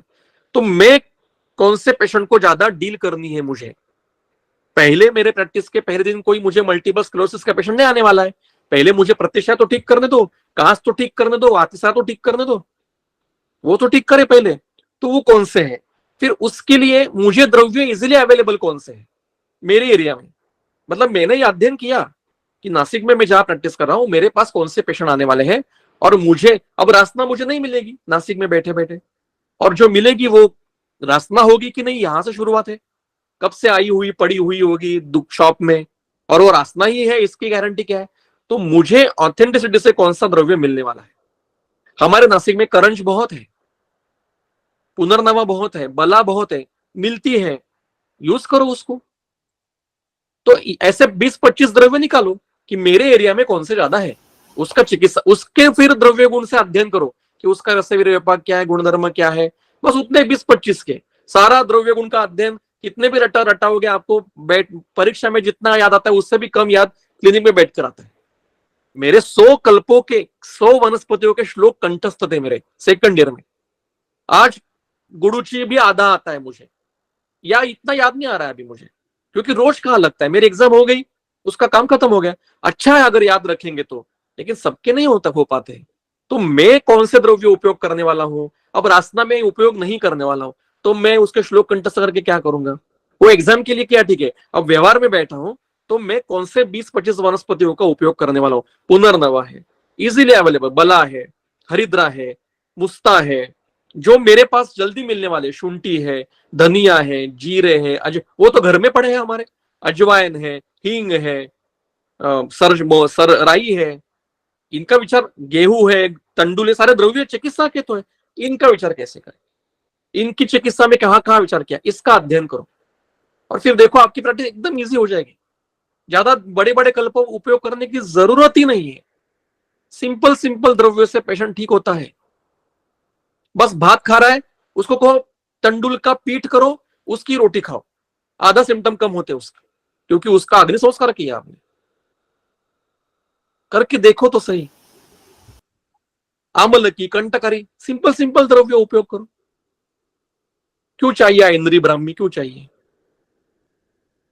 जरूरत नहीं, आज जरूरत नहीं, मिलती भी नहीं है तो उसका अध्ययन क्यों करने का। मतलब पता होना चाहिए तो उसमें दिमाग ज्यादा चटकाओ मत, ठीक है। Thank you sir. और सर इसी में जैसे हम आगे देखते हैं तो ये कल्प निर्माण की योग्य विधि हम क्या किस तरीके से समझें कि कल्प, वो बताया मैंने अभी उसी उत्तर में दिया कि कल्प कैसे निर्माण हुए हैं। यस इस डेफिनेटली विधि सर। से इस विधि से आप भी कोई नया कल्प बना सकते हो। डेफिनेटली मतलब कई बार हम सोचते हैं कि सिंगल प्रैक्टिस करें, लेकिन ये जो आपने बताया कॉम्बिनेशंस, ये हमारे लिए डेफिनेटली बहुत अच्छे कल्प बना सकते हैं। Thank you sir. Sir in sessions को देखते हुए अभी एक वैद्य महेश जी हैं गढ़चिरौली महाराष्ट्र से, उनका सवाल है कि सर चिकित्सा पद्धति ये लेक्चर सीरीज जो हम शुरू करने वाले हैं उनमें हम क्या क्या विषय लेने वाले हैं। उसमें हम पूरा प्रैक्टिकल में, जब क्लिनिक में बैठने वाला हूं मैं, मेरे क्लिनिक आप जहां बैठने वहां पे मैं क्या करने वाला हूं। ग्रंथ तो हमने सारे समझो आपने कि सारा चरक अथ से इति पढ़ लिया, अब मैं क्या करूं आगे।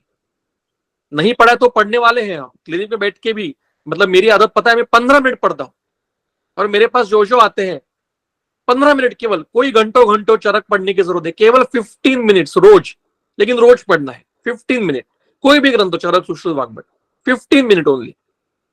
तो वो तो पढ़े पढ़े अलग हो गई, वो बात अलग हो गई, वो केवल एक थ्योरेटिकल हो गया। प्रैक्टिकली हम क्या करेंगे, तो पहला लेक्चर हम लेने वाले हैं कि क्लिनिक खोलते समय या क्लिनिक की शुरुआत करते समय और क्लिनिक में बैठते समय डूज एंड डोंट्स क्या है।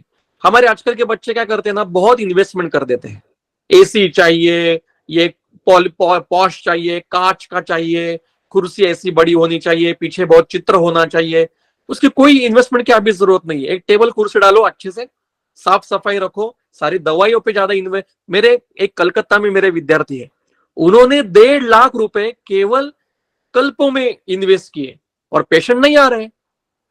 कौन आएगा आपके पास, क्लिनिक खोलेंगे तो कौन, लाइन थोड़ी लगने वाली है दूसरे दिन से। तो वो डिप्रेशन आता है कि मैंने 1.5 लाख रुपए इन्वेस्ट किए हैं और पेशेंट ही नहीं आ रहे। तो औषधों में भी इतना इन्वेस्ट मत करो, जितने बेसिक कल्प है, सूतशेखर, लघु सूतशेखर, शुंठी बिंठी, ऐसे सारे एक 10-15 द्रव्य लाके रखो, शुरुआत में बोल रहा हूं मैं। और जैसे जैसे आप सेटल हो जाओगे, पेशेंट आते रहेंगे, पैसा आना शुरू हो जाएगा, रोटेशन शुरू हो जाएगा मनी का, अच्छे खासे पैसे, फिर आपको तो मर्सिडीज लेनी है, पॉश एसी क्लिनिक निकलना है, लेकिन उसके लिए समय लगेगा। एक 10-12 साल 5 साल आपको देने पड़ेंगे। और पैसे कमाने जैसे झूठा पंचकर्म, झूठे दवाइयां, झूठे टेस्ट, इसके पीछे जाओगे तो इजी मनी मिलेगा, पर नाम भी जल्दी खराब हो जाएगा। नाम जल्दी खराब हो, ये कि ये कट प्रैक्टिस करते हैं। मैंने अभिमान से कहता हूं, आज तक 17 साल की प्रैक्टिस है, 1 रुपए का कट नहीं लिया है मैंने। मेरे सारे विद्यार्थी किसी को भी पूछ लो, 1 रुपए का कट। मेरे पिताजी ने नियम दिया है कि जिस दिन कट लोगे आप, प्रैक्टिस बंद कर दो।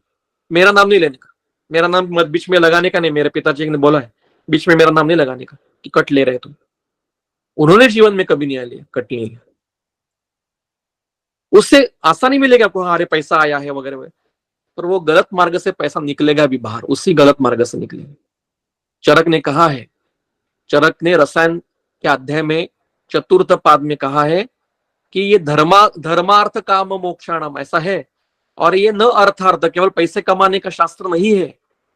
और उन्होंने कहा है कि जो व्यक्ति इसका चिकित्सा पण्य विक्रय करता है, कि पण्य मतलब बाजार, बाजार करता है इसका, कि आपके एक रुग्ण में दूसरा रुग्ण फ्री, या 1 महीने में पेशेंट ठीक नहीं हुआ तो सारे पैसे वापिस। ऐसे जो पण्य बाजार में, जैसे कोई व्यक्ति बैठा है वैसे आपकी चिकित्सा का बाजार करता है, वो सपांशु राशि कांचनम राशि हितवा पांशु राशि उपासक है। वो सोने को छोड़ के धूली को लेके बैठा है। मतलब आपको आयुर्वेद की चिकित्सा से जो सोना मिलने वाला है जीवन में, आपके या अगले कर्म में, वो नहीं मिलेगा आपको। धूल लेके जाओगे साथ में आप। पैसे के लिए मत करो प्रैक्टिस, वो तो मिलने वाला है। पैसा है, बड़ा प्रोडक्ट है, वो कहीं नहीं जाने वाला। पेट भर के मिलेगा। हमारे, मतलब मैं नाम नहीं लूंगा, मेरे एक सर है, उनकी 1 दिन की ओपीडी है केवल मुंबई में। ऐसे भर भर के पैसे लाते थे हम। जमदग्नि सर की प्रैक्टिस कितनी, जाके पूछो, हो सकती है हमारे भी, लेकिन उसके पीछे मत जाओ, वो होगी। जमदग्नि सर ने, या जो मेरे गुरुजी है, ये 40-40 साल 30-30 साल से प्रैक्टिस करे तो इस अवस्था में है। मैं अगर आज शुरू करूं तो मेरे पहले दिन मुझे कहा इतना बर्तन भर भर के पैसे आने वाले, नहीं आने वाले। तो इन्वेस्टमेंट भी सोच समझ। ऐसे जो डूज एंड डोंट्स है कि मैं क्लिनिक में बैठूंगा तो मैं कैसे रहना चाहिए, मेरा ड्रेस कोड कैसे होना चाहिए, मैं कैसे बोलना चाहिए, क्वेश्चंस कैसे पढ़ने चाहिए, पेशेंट को परीक्षण करना है, स्पर्श परीक्षण करना है तो उसकी अनुमति लेनी पड़ती है कि मैं आपका उदर परीक्षण करना चाहता हूं, करूं या ना करूं। ये सामाजिक विषय है, ये आजकल बहुत गंभीर हो चुके हैं। हम कितने भी सीधे साधे हैं, सामने वाला शायद गलत हो सकता है। इसलिए डूज एंड डोंट्स क्या है, ये पहला लेक्चर होगा। फिर उसके बाद में दोष परीक्षण, प्रकृति परीक्षण, यही इसी का विस्तार से करेंगे। फिर दुष्य परीक्षण, धातुगत अवस्था कैसे देखेंगे, अग्नि परीक्षण, स्रोतस परीक्षण, द्रव्य चयन कैसे करना है। एक सबसे बड़ा महत्व का विषय है कि इनको कैसे पता चला होगा ग्रंथकारों की गुड़ुची ज्वरग्न है, पुनर्नवा शोथग्न है, शतावरी स्तनजनन, ये इनको कैसे पता चला? क्या सपने में आया इनको, या वनस्पति ने बताया? कुछ तो रिसर्च किया होगा ना, उसके संदर्भ है, उसका एक लेक्चर होगा। ऐसे कई चिकित्सा के विषय आज तक हमने अभिजीत सराफ को केवल संहिता पढ़ाते हुए देखा होगा, लेकिन चिकित्सा में कैसे करना है उसका इम्प्लीमेंट ये पहली बार हम ले रहे हैं। लोगों को लगता है कि मैं चिकित्सा नहीं करता हूं, आइए कभी क्लिनिक में मेरे। 17 साल से चिकित्सा है नासिक और मुंबई में, और चिकित्सा के लिए सही था। मेरे धर्माधिकारी सर का मुझे रूल है कि अगर आप जिस दिन पेशेंट देखोगे नहीं, उस दिन लेक्चर लेने का नहीं। भले एक पेशेंट देखो, पर आपके खुद के पेशेंट देखो। आपको बोलने का कोई हक नहीं अगर मैं पेशेंट नहीं देख रहा हूं तो। मतलब मैं चरक के ऊपर मेरे बोलने की मेरी कोई औकात ही नहीं है अगर मैं रुग्ण नहीं देख रहा हूं तो। मैं चिकित्सक हूं पहले, इसलिए संहिता, अभी तक संहिता पढ़ाई, वो भी चिकित्सा के लिए पढ़ाई है विद्यार्थी की। अब हम चिकित्सा में क्या, इस वर्ष से शुरू कर रहा हूं मैं कि मेरे, क्योंकि अभी तक मैं 17 साल का ही मेरी ज्यादा प्रैक्टिस नहीं है, लोगों की 30-30 35-35 साल की प्रैक्टिस है। तो अभी 17 साल की अनुभव लेकर मैं अभी कुछ बोल सकता हूं कि यस, इस प्रकार के रुग्ण होते हैं, या अवस्था होती है। तो इतने सारे रुग्ण देखे, 10-12-15 हजार जो रुग्ण, आज जो भी संख्या मैंने कभी गिनी नहीं है, जो भी हुए, आप आइए कभी भी क्लिनिक में, सारे केस पेपर पढ़े, कभी भी देख सकते हो। तो वो सारा डिटेल्स में हम कुछ केसेस देखेंगे, यूनिक केसेस जो मैंने देखे हैं, कुछ मेरे फेल भी हुए हैं, वो भी कैसे है, क्यों हुए, मेरी क्या गलती हुई, वो सब हम डिस्कस करेंगे उसमें। Thank you sir. मतलब ये कोर्स बहुत ही इंटरेस्टिंग होने वाला है और बहुत ही मार्गदर्शन मिलने वाला है सर। इसी में महेश जी का एक और क्वेश्चन आया है सर, उनका कहना है कि इस लेक्चर सीरीज का हमें प्रैक्टिस में किस प्रकार उपयोग होगा, क्योंकि वो इसे ज्वाइन करना चाहते हैं और अपनी प्रैक्टिस को इनहेंस करना चाहते हैं। कैसा है कि मैं जिन जिन गुरुजी के पास गया तो उससे मुझे क्या मिला, मुझे पहला तो कॉन्फिडेंस मिला कि अगर इनके पेशेंट ठीक हो रहे हैं तो मेरे भी होंगे। बराबर है। प्रमा जोशी जी के पास भी जाता था, मैडम के पास जाता था, तो फर्स्ट ईयर से जाना लगा था। 1 साल उन्होंने मुझे केवल पूड़ी बनाने के लिए रखा था उनके क्लिनिक में।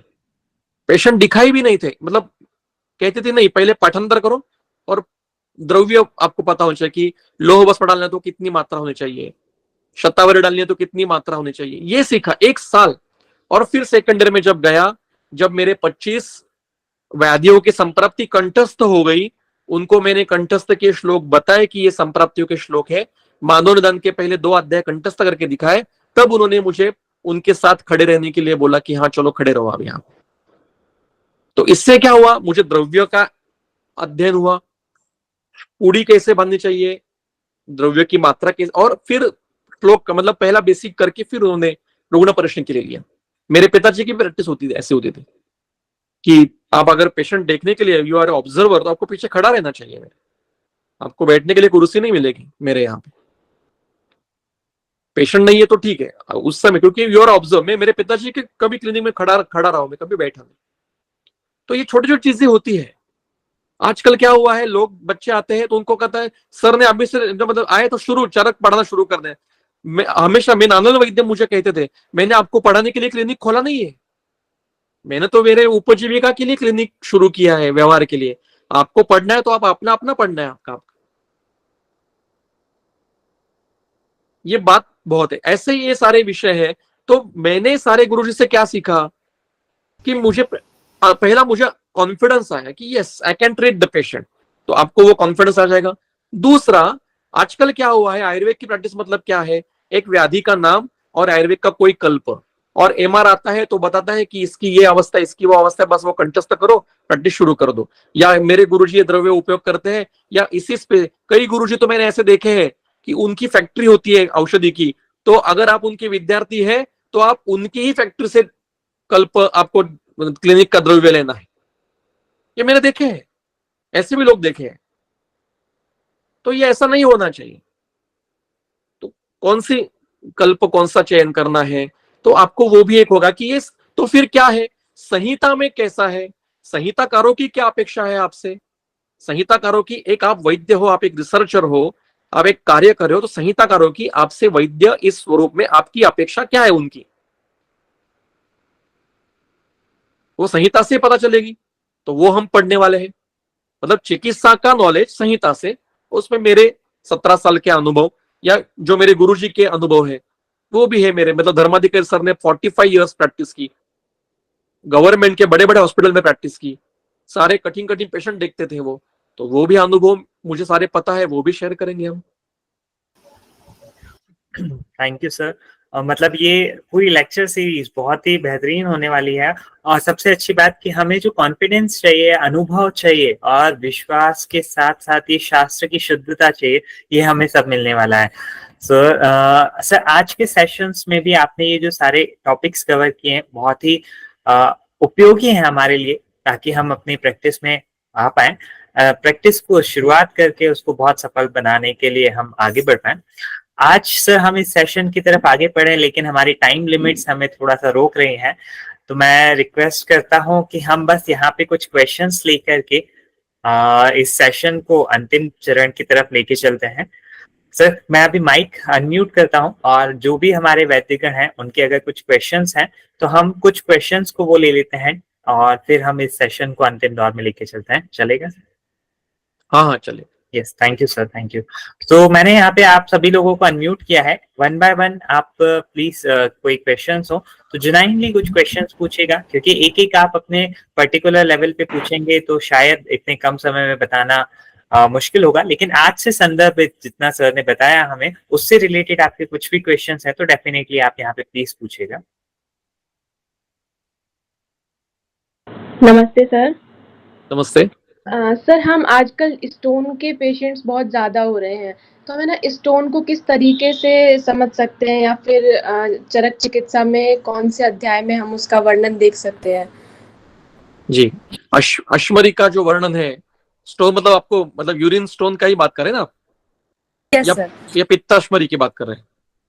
Urine stone sir. ओके, पित्ताश्मरी हो या मूत्राश्मरी हो, दोनों संतर्पणजन्य है और इसका संदर्भ ये सुश्रुत के निदान स्थान में है।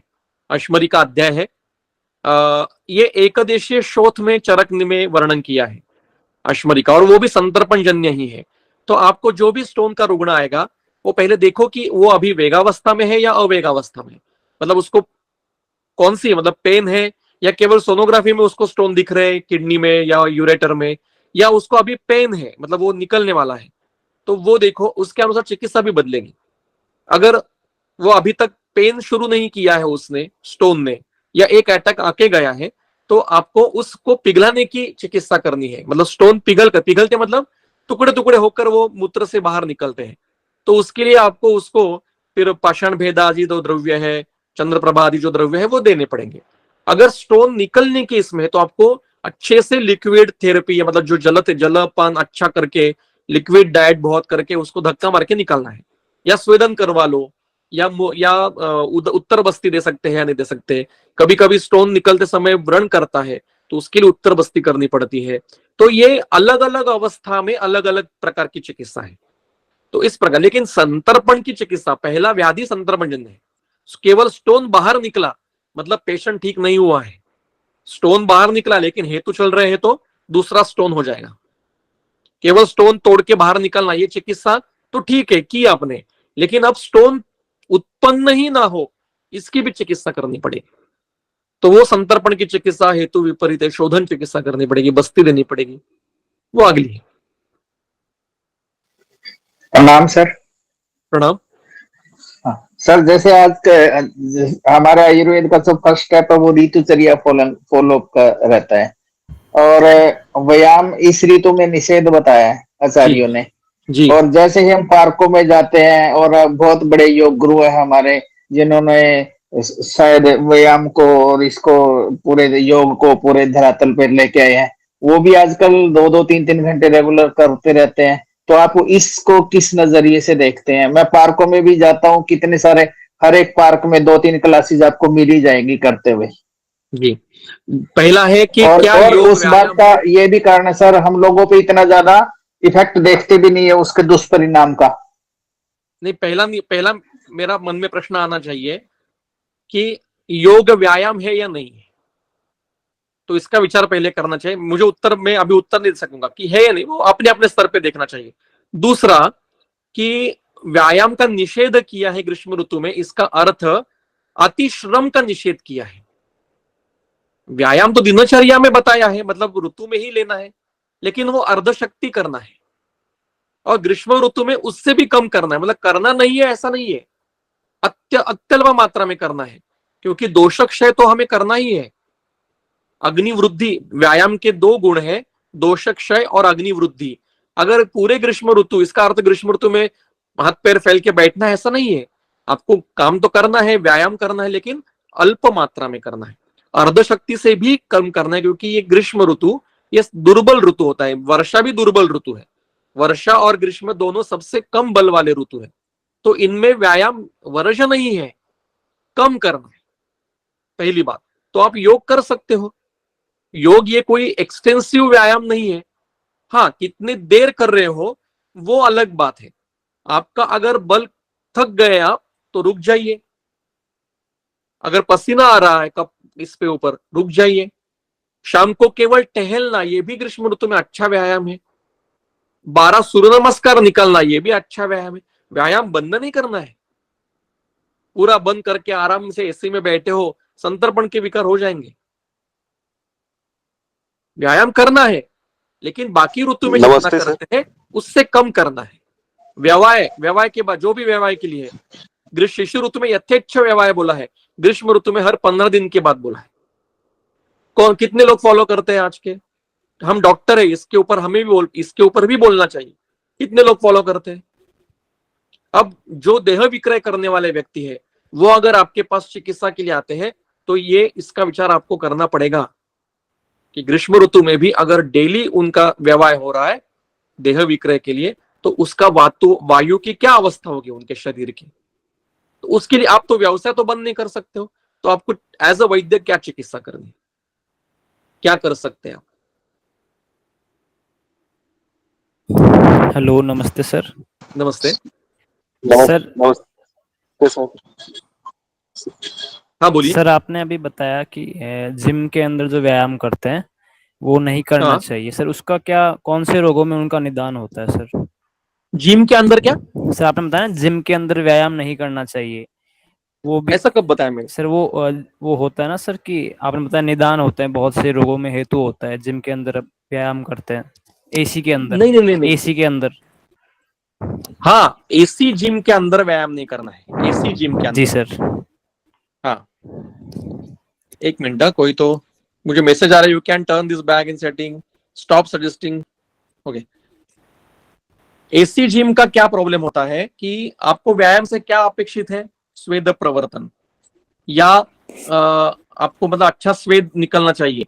और अगर एसी जिम में काम करते हो तो वो स्वेदावरोध करता है, मतलब जो करता है एसी में जिम, उसका स्वेद कंफ्यूज हो जाता है कि मैं बाहर निकलूं या अंदर ही रहूं, तो उसका बीमार गमन हो जाता है और वो व्याधिकारक है।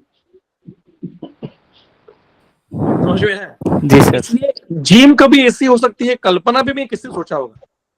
आपको व्यायाम का उद्देश्य क्या है? स्वेद प्रवर्तन करना है, अच्छा दोषक क्षय करना है, वो एसी में नहीं होगा।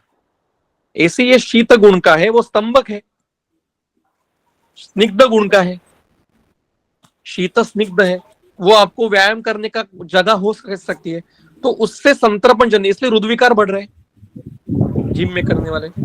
और वो साथ में क्या करते हैं? रुक्ष, अति रुक्ष गुण का प्रोटीन खाते हैं, घी नहीं खाते, घी अभ्यंग मसाज नहीं करते, प्रोटीन खाते, या वो स्वेदन करते, सोना बात में जाके स्वेदन करते, बिना स्नेहन का स्वेदन करते हैं, तो इससे व्याधि बढ़ता है, तकलीफ बढ़ती है। इसलिए व्यायाम करो, व्यायाम करो, एसी जिम में मत करो। प्रणाम सर। नमस्ते सर। सर नमस्ते। स्नेहपान में सर जो हम लोग चरक स्नेह अध्याय में लिखा है कि वात पित्त विकृति वाले और या फिर ग्रीष्म ऋतु में स्नेहपान रात्रि में करना चाहिए, और कफज विकृति वाले या फिर कफज विकृति वाले या फिर शीत ऋतु में स्नेहपान दिन के समय करना चाहिए। तो सर प्रैक्टिकली तो हम लोग दिन में ही करते हैं चाहे, तो सर इस पे सर आपका क्या विचार है सर? नहीं, उन्होंने ज्यादातर दिन नहीं करते हैं, केवल ग्रीष्म ऋतु के बारे में बताया है, क्योंकि ग्रीष्म ऋतु में अग्नि अत्यंत मंद होता है, अग्नि का बल अच्छा नहीं होता। दूसरा, अति उष्णत्व जब होगा, बाहर 40 डिग्री टेम्परेचर है, 42 डिग्री टेम्परेचर है, और इस समय में अगर आप घृतपान कर रहे हो तो वो पचन करने के लिए पॉसिबल नहीं होगा, उसको तकलीफ होगी उस घृत का, और उसके लिए ज्यादा तकलीफ, मतलब गुरु अन्न ग्रीष्म ऋतु में वर्षक बताया है, लघु स्निग्ध ऐसा करने के लिए, लघु शीत स्निग्ध ऐसा करना है। और आप अगर घी पी रहे हो बहुत सारा, तो अग्नि ही ठीक नहीं है, तो वो कैसे पचाएगा उसको। और इसलिए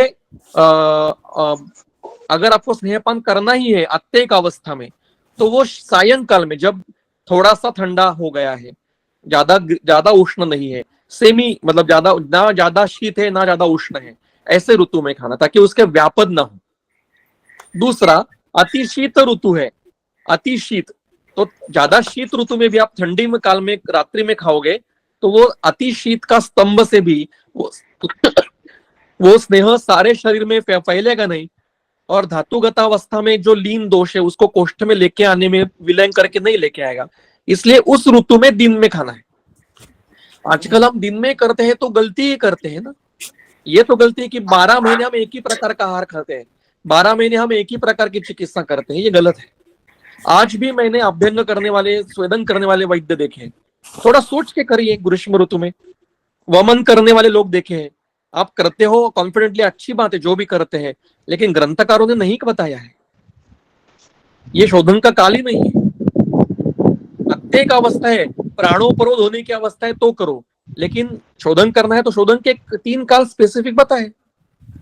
मैं नहीं करता ग्रीष्म ऋतु में पंचकर्म, मैं नहीं करता, प्रत्येक अवस्था है तो करेंगे।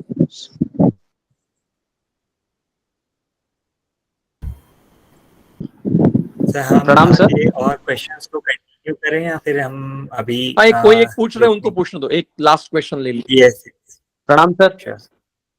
सर अभी आपने हाँ नमस्ते। जी अभी आपने जो बताया था कि संतर्पण के हेतु में चावल की बजाय उसकी रोटी उसको खाने को कहना चाहिए, अग्नि का सहयोग हमने किया है। तो क्या इसी प्रकार जो हम गेहूं को करते हैं, गेहूं की जो रोटी बनाते हैं तो उसमें हम अग्नि का सहयोग करते हैं, तो क्या ये इसमें लघुता रहेगी? ये पिष्टता वाला जो कॉन्सेप्ट है सर, उसमें थोड़ा चाह रहा था मैं कि आप इस पे प्रकाश। जी, पिष्ट में पदार्थ संतर्पण करने वाले ही है, जी। ये चरक के 23वें अध्याय में है। लेकिन मैंने एक स्पेसिफिक उदाहरण बताया था कि जो लोग केवल भात खाते हैं और उनको तकलीफ हो रही है, तो ऐसे रुग्ण में हमें देखो, इसका मूल उद्देश्य है कि पहले रुग्ण क्या खाता है वो निकालो और फिर उसमें केवल बदलाव करो। चिकित्सा का अर्थ केवल उसकी दिनचर्या बदलाव, ये पहला महत्व का है। वो हम हर समय द्रव्यों से ही काम करना है, कोई कल्प ही देना चाहिए ऐसा कुछ नहीं है। उसका केवल दिनचर्या मॉडिफिकेशन ऑफ दिनचर्या, आपकी आधी चिकित्सा हो जाएगी। मॉडिफिकेशन ऑफ ऋतुचर्या, आधा पेशेंट ठीक हो जाएगा। तो उसकी वो अगर केवल भात ही खा रहा है और उसको बाकी खाने के लिए उसको एसेसिबिलिटी नहीं है, तो उसको इतना कहो कि भात का पीठ बनाओ और रोटी करके खाओ। उस स्पेसिफिक रुग्ण के लिए कहा था मैंने, सबके लिए नहीं कहा है मैंने। वैसे अब बात आई गेहूं, तो गेहूं तंडुल से ज्यादा गुरु है। तो अगर गेहूं का आपको साइड इफेक्ट दूर करने हैं तो पहले थोड़े से गेहूं भून लो आग पर, थोड़े से, काले नहीं करने के, थोड़े से भून लेना, लाल थोड़े से करने के, और भर के रख दो। और फिर जब उसका पीठ कर लो और फिर उसकी रोटी करके खा लो। अब मैं महाराष्ट्र में हूं, आप कहां से मुझे पता नहीं। हमारे महाराष्ट्र का गेहूं ये रोज का आहार नहीं था पहले। ज्वार और बाजरा ये हमारा रोज का आहार था, ये 2-3 पीढ़ी पहले। लेकिन जैसे जैसे संपन्नता आ गई, लोगों के पास पैसा आना शुरू हो गया, कभी कभी ज्यादा पैसा आना शुरू हो गया। अभी तो लोगों के इतना ज्यादा पैसा है कि कहाँ रखे, इसके लिए प्रॉब्लम है। तो वो फिर संतर्पण के संपन्नता से होने वाले सारे व्यापक चोरी, ये चरक विमान 3 में संदर्भ है। ये संपन्निक होने के बाद क्या होता है, अब चरक विमान में जनपद ध्वंस के बाद प्राग व्याधि उत्पत्ति, उसमें संपन्नता से क्या क्या होता है वो बताया है। तो सारे लोगों ने गेहूं शुरू कर दिया, ज्वार और बाजरा खाना बंद कर दिया। अब महाराष्ट्र में एक पीढ़ी के बाद थायराइड डायबिटीज के पेशेंट बढ़ गए, कैंसर के पेशेंट बढ़ गए। मतलब गेहूं से हुआ ऐसा कहना नहीं है, सारे जगह पे हुआ है। होटल में जाएंगे पंजाबी फूड खाएंगे, महाराष्ट्र के बारे में, होटल में जाएंगे चाइनीज खाएंगे, होटल में, अरे चाइनीज खाना तो चाइना में जाओ ना, यहां बैठ के चाइनीज फूड खा रहे हो। महाराष्ट्र में बैठ के उड़पी फूड खाएंगे, कभी एक बार खाया ठीक है, एवरी सैटरडे खा रहे तो व्याधिकारक है। ये वैद्य ने ये काम बताना, समाज को बताना वैद्य का काम। अगर हम नहीं करेंगे तो कौन करे? एलोपैथी वाले करने वाले नहीं है, उनको तो बस पेशेंट चाहिए, हॉस्पिटल भरे होने चाहिए। हमारा उद्देश्य अगर स्वास्थ्य रक्षण में ये ऐसा है, और ट्रस्ट में पैसा मिलता है, पैसे के लिए कभी प्रैक्टिस मत करो। एलोपैथी वाले वो करते हैं, हम नहीं करते। Thank you sir, thank you. 11:30 बजे हैं। यस सर एक लास्ट क्वेश्चन। हाँ पूछिए। यस सर, टाइम बहुत हो चुका है, मुझे अपस्मार लगता का है पेशेंट है। यहाँ पे- जी एक लास्ट क्वेश्चन पूछिए। जी जी सर अपस्मार का पेशेंट है, बच्चा ही है, रिपीटेड एपिसोड्स होता है, टंग बाइट्स वगैरह होता है सर। ओके, सब कैसे विचार करें सर इसे? कितनी उम्र है पेशेंट की? 11 साल से। ठीक है, मेरी खुद की पद्धति ऐसी है कि मैं कभी ऑनलाइन कंसल्टेशन नहीं करता, कभी नहीं करता। जब तक मैं प्रत्यक्ष रुग्ण देखता नहीं हूं, मैं पेशेंट को चिकित्सा बताता नहीं, ये मेरा नियम है। लेकिन आप खुद वैद्य हो तो आप उसको देख सकते हो, तो मुझे कोई उसमें प्रॉब्लम नहीं है। जब भी अब अभी अपस्मार कह रहे हो आप, एपिलेप्सी के पेशेंट को अपस्मार कह रहे हो ना, एपिलेप्सी का पेशेंट है। जी सर। तो अपस्मार का अर्थ एपिलेप्सी नहीं है, एपिलेप्सी ये अनुक्त व्याधि है। अपस्मार का अर्थ जिसकी स्मृति नष्ट हो गई है उसको अपस्मार कहते हैं। अपगता स्मृते है यस्यासः स अपस्मारः। इस रुग्ण की स्मृति नष्ट हो गई है क्या? नहीं सर। तो ये अपस्मार कैसे हो गया? ये एपिलेप्सी का है, तो एपिलेप्सी कहो, एपिलेप्सी का पेशेंट है, ये अनुक्त व्याधि है। एपिलेप्सी में संप्राप्ति कहाँ है? वो ब्रेन में होती है, मस्तिष्कगत होती है। मस्तिष्क ये प्राणवायु का क्षेत्र है और आकाश महाभूत का क्षेत्र है, ठीक है। एक बताएंगे तो वैसे तो पंचमहाभूत हर जगह होते हैं, लेकिन प्राणवायु का है। शिर कियंत शिरसीय नाम का अध्याय है, उसका थोड़ा सा आप अध्ययन कीजिए। वातज शिरो रोग, पित्त शिरो रोग और कफ शिरो रोग में ये एपिलेप्सी आएगी। अब उसको वेग आ रहे हैं, तो जब वेगावस्था है तब क्या करना है और अवेगावस्था में क्या करना है। 11 साल का बच्चा है तो आप उसको बस्ती दे सकते हो, आप उसको सद्यो वमन कर सकते हो, आप उसको विरेचन भी कर सकते हो, आप उसको नस्य भी कर सकते हो।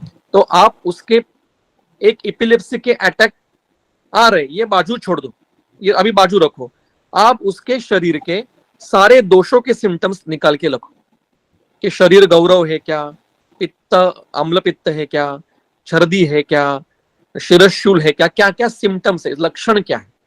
फिर उसके दोषों के आप उसका निश्चित करो। फिर उसकी दिनचर्या देखो, ये क्या ये कुलज है, क्या ये अभी हुआ है, ये माता पिता को भी था क्या, या किसी विशेष कारण से हुआ है। कभी कभी भय से, शोक से भी एपिलेप्सी आती है, पिताजी बहुत डांटते हैं और वो उसको अटैक आ जाता है, तो वो कोई फिर एपिलेप्सी में जाता नहीं, वो तो एक लक्षण है, उसका एक प्रतिक्रिया है शरीर की, तो वो कोई व्याधि में संप्राप्ति में नहीं जाएगा। तो लक्षण है या व्याधि है, इसका विचार करना पड़ेगा। फिर उसको नस्य देना है, दोषों के अनुसार नस्य देना है। अगर शेषमा का उत्कृष्ट तो एक सद्यो वमन कर दीजिए, अगर पित्तानुबंधी है तो थोड़ा सद्यो वमन करके एक विरेचन दे दीजिए, नस्य शुरू कर दीजिए। और एक मैं विशेष योग बताता हूँ, मैं सारे एपिलेप्सी के, अपस्मार नहीं है, दिमाग से निकाल दो, ये एपिलेप्सी मेरा एक योग है, मैं बताता हूँ, वो मैंने मेरे गुरु जी से सीखा है, गौतम सर से सीखा है, कि नया ताजा पीपल का पत्ता लेके आने का। पीपल का पेड़ होता है ताजा, पुराना नहीं, उसको लेके आने का, अच्छे से धो डालने का, उसके ऊपर घी लगाना या हाँ घी लगाने का पूरे पत्ते को, और उसके ऊपर ताजा ताजा गर्म करता हुआ एक इतना बड़ा, इतना क्या कहते उसको, एक कटोरा से आधा कटोरा भात, तंडुल का उबला हुआ भात, ये उसके ऊपर रखने का, पत्ते के ऊपर। और ये थाली में रखकर सुबह के 6-7 बजे के जो ताजा ताजा ऊन होता है, एक क्या छाव, धूप शुरू होती है, ताजी धूप 8 बजे के पहले की, सूरज की पहली धूप, उसमें रख देने का। और ऐसा जगह रखने का कि जहां पे कोई प्राणी ना आए, कोई कुछ ना आए आपके आंखों के सामने, तो कुत्ता आके खा गया ऐसा नहीं होना चाहिए, तो सामने चाहिए। और बाद में एक आधा घंटे के बाद वो पत्ता निकालो और वो पूरे पत्ता और पत्ता के ऊपर वो पूरा भात घी में ऐसा पूरा मिक्स कर लो और भात खा लो, पत्ता फेंक दो। ये प्रयोग 7 दिन करना है, 7 डेज कंटिन्यू। इससे काफी हद तक पेशेंट को उपशम मिलता है, ऐसा मैंने देखा है। दूसरा, एपिलेप्सी के पेशेंट को काउंसलिंग की बहुत जरूरत होती है, तो काउंसलिंग करना पड़ता है। मन में अगर कोई शोक है, भय है, कोई कुछ प्रॉब्लम है, तो वो होता ही होता है, वो निकालना चाहिए पड़ता है। तीसरा, दैव अपाश्रय चिकित्सा करनी पड़ती है, जितना मेरा अनुभव है। और उसमें दैव अपाश्रय हम नहीं करेंगे, किसी अच्छे व्यक्ति के पास उसको भेजने का, जो अच्छे पैसे के लिए ज्योतिष नहीं कर रहा है। वैसे आयुर्वेदिक भी पैसे के लिए नहीं है, वैसे ज्योतिष भी पैसे के लिए नहीं, वो शापित विद्या दोनों। तो पैसे के लिए ज्योतिष नहीं कर रहा है, ऐसा कोई अगर अच्छा संत पुरुष, सज्जन पुरुष है, वो होता है हर गांव में, हमारे नासिक में भी है, उनके पास भेजने का, और उनकी फिर पत्रिका वगैरह देखकर या जो योग्य मार्ग है उससे उसकी चिकित्सा दैव अपाश्रय करने के। मैं तो भगवान शंकर जी की उपासना करने के लिए कहता हूँ, क्योंकि ये वायु का ये है, हनुमान जी की और शिव जी की उपासना करने से बहुत फर्क पड़ता है। तीसरा, उनके जो कुल आचार है, कुल में आचार है। अगर अपत्य, ये जो व्यक्ति है अपत्य, 11 साल का बच्चे को एपिलेप्सी है, तो ये अगला वंशज है ना, लड़का है, वंश को हो रहा है, तो इसका अर्थ कुल में कहीं तो दोष है, उनके जो कुल है उसमें कहीं तो कुल दोष लगा है। उसका एक देखना चाहिए कि कुल देवी का उपासना हो रही है नहीं हो रही है, पूजा हो रही है नहीं हो रही है। कुल देवता या जो कहीं पे कुछ देवता होती है, खेत में वगैरह होती है, उसकी पूजा अगर बंद करते हैं तो अगली पीढ़ी को तकलीफ झेलनी पड़ती है। ऐसे ये आपके विश्वास हो या ना हो, लेकिन हमने व्यवहार में देखे हैं ऐसे। तो औषधि चिकित्सा भी, शोधन भी, दैव अपाश्रय और काउंसलिंग, सत्वावज है, तीनों का आपको प्रयोग इसमें करना चाहिए। जीर्ण व्याधि होने से पहले उसको बचा सकते हैं। अगर ये 2 साल के बाद आगे चला जाएगा होकर तो ये ठीक करने के लिए कठिन होगा। अभी ठीक हो सकता है। एपिलेप्सी कैन ट्रीटेड, एपिलेप्सी ठीक हो सकती है। और औषधि चिकित्सा में आप द्रव्य उसकी दोषों के अनुसार आपको देख देना पड़ेगा कि कौन से दोष है, कौन से लक्षण है, उसके अनुसार द्रव्य देना पड़ेगा। ऐसे सर अपस्मार वटी या क्या कहते हैं मानस मित्र वटक देकर अपस्मार ठीक नहीं, अपस्मार है ही नहीं, एपिलेप्सी है। इसको मस्तिष्कगत व्याधि है, उसकी उस प्रकार की शिरोगत विकार है, उसका उस प्रकार से विचार करना पड़ेगा। ओके। और बिना पेशेंट देखे तो मैं कुछ बोल नहीं पाऊंगा, वो प्रत्यक्ष रुग्ण देखना पड़ेगा। आप देख सकते हो, वैद्य हो, देख लो, दोषों का विचार करो, मुझे बताओ, मैं द्रव्य भी बता पाऊंगा अगर दोषों का ये बताओगे तो। ठीक है। Thank you sir, thank you so much. अभी मैं जानता हूं कि यहाँ पे बहुत सारे वैद्य ऐसे हैं जिनका हैंड रेज हो रहा है, मैसेजेस आ रहे हैं और अनम्यूट करके पूछना भी चाहते हैं, लेकिन मैं आप सबसे निवेदन करना चाहता हूं, जैसे हमारे सामने अभी टाइम की लिमिट्स है। एक सर ने जैसे कहा कि चरक संहिता भी हम सारी एक साथ एक समय पे नहीं पढ़ सकते। अभी जो हमने पढ़ा है, जो मार्गदर्शन सर का हमें मिला है, उसको हम आज के लिए ग्रहण करते हैं, नोट डाउन किया होगा हम सब लोगों ने। उम्मीद करता हूँ ये सब हम अनुसरण करेंगे। और इसी के साथ अगर आप चाहते हैं कि और कनेक्टेड रहे तो यहाँ पे चैट बॉक्स में जो आपके पास लिंक आई है, आप उसी व्हाट्सएप ग्रुप के माध्यम से सर से और ये जो सर के सेशंस हैं उन सभी से कनेक्टेड रह सकते हैं। और हम जो अभी ये 15 दिन की लेक्चर सीरीज शुरू करने जा रहे हैं, उन सभी में भी आप सारे कनेक्ट होकर के आपके आगे के भी जो डाउट्स होंगे उनको भी क्लियर करके आप अपने आप को और निखार करके आप बेहतर वैद्य की तरफ बढ़ सकते हैं। तो मैं एक बार पुनः रंजित जी, जी सर। किसी ने कोई विद्यार्थी लग रहा है, उसने पूछा कि आप कोई कंसेशन दोगे क्या, तो उसको देख लो एक बार। हाँ, यस सर, श्योर। उसको कांटेक्ट करके अगर किसी को जेन्युइनली कुछ है तो कोई प्रॉब्लम नहीं, उसको ज्वाइन कर लो। यस ठीक डेफिनेटली है sir. Sir, okay.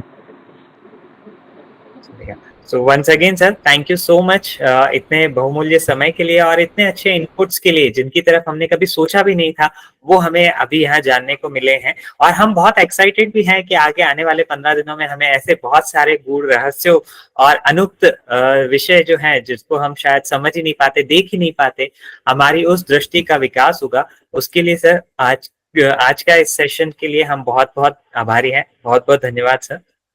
Thank you very much. मैं तो जो मैंने सीखा है वही बोल रहा हूँ, मेरा कुछ नहीं है, सारे मेरे गुरुजनों का है।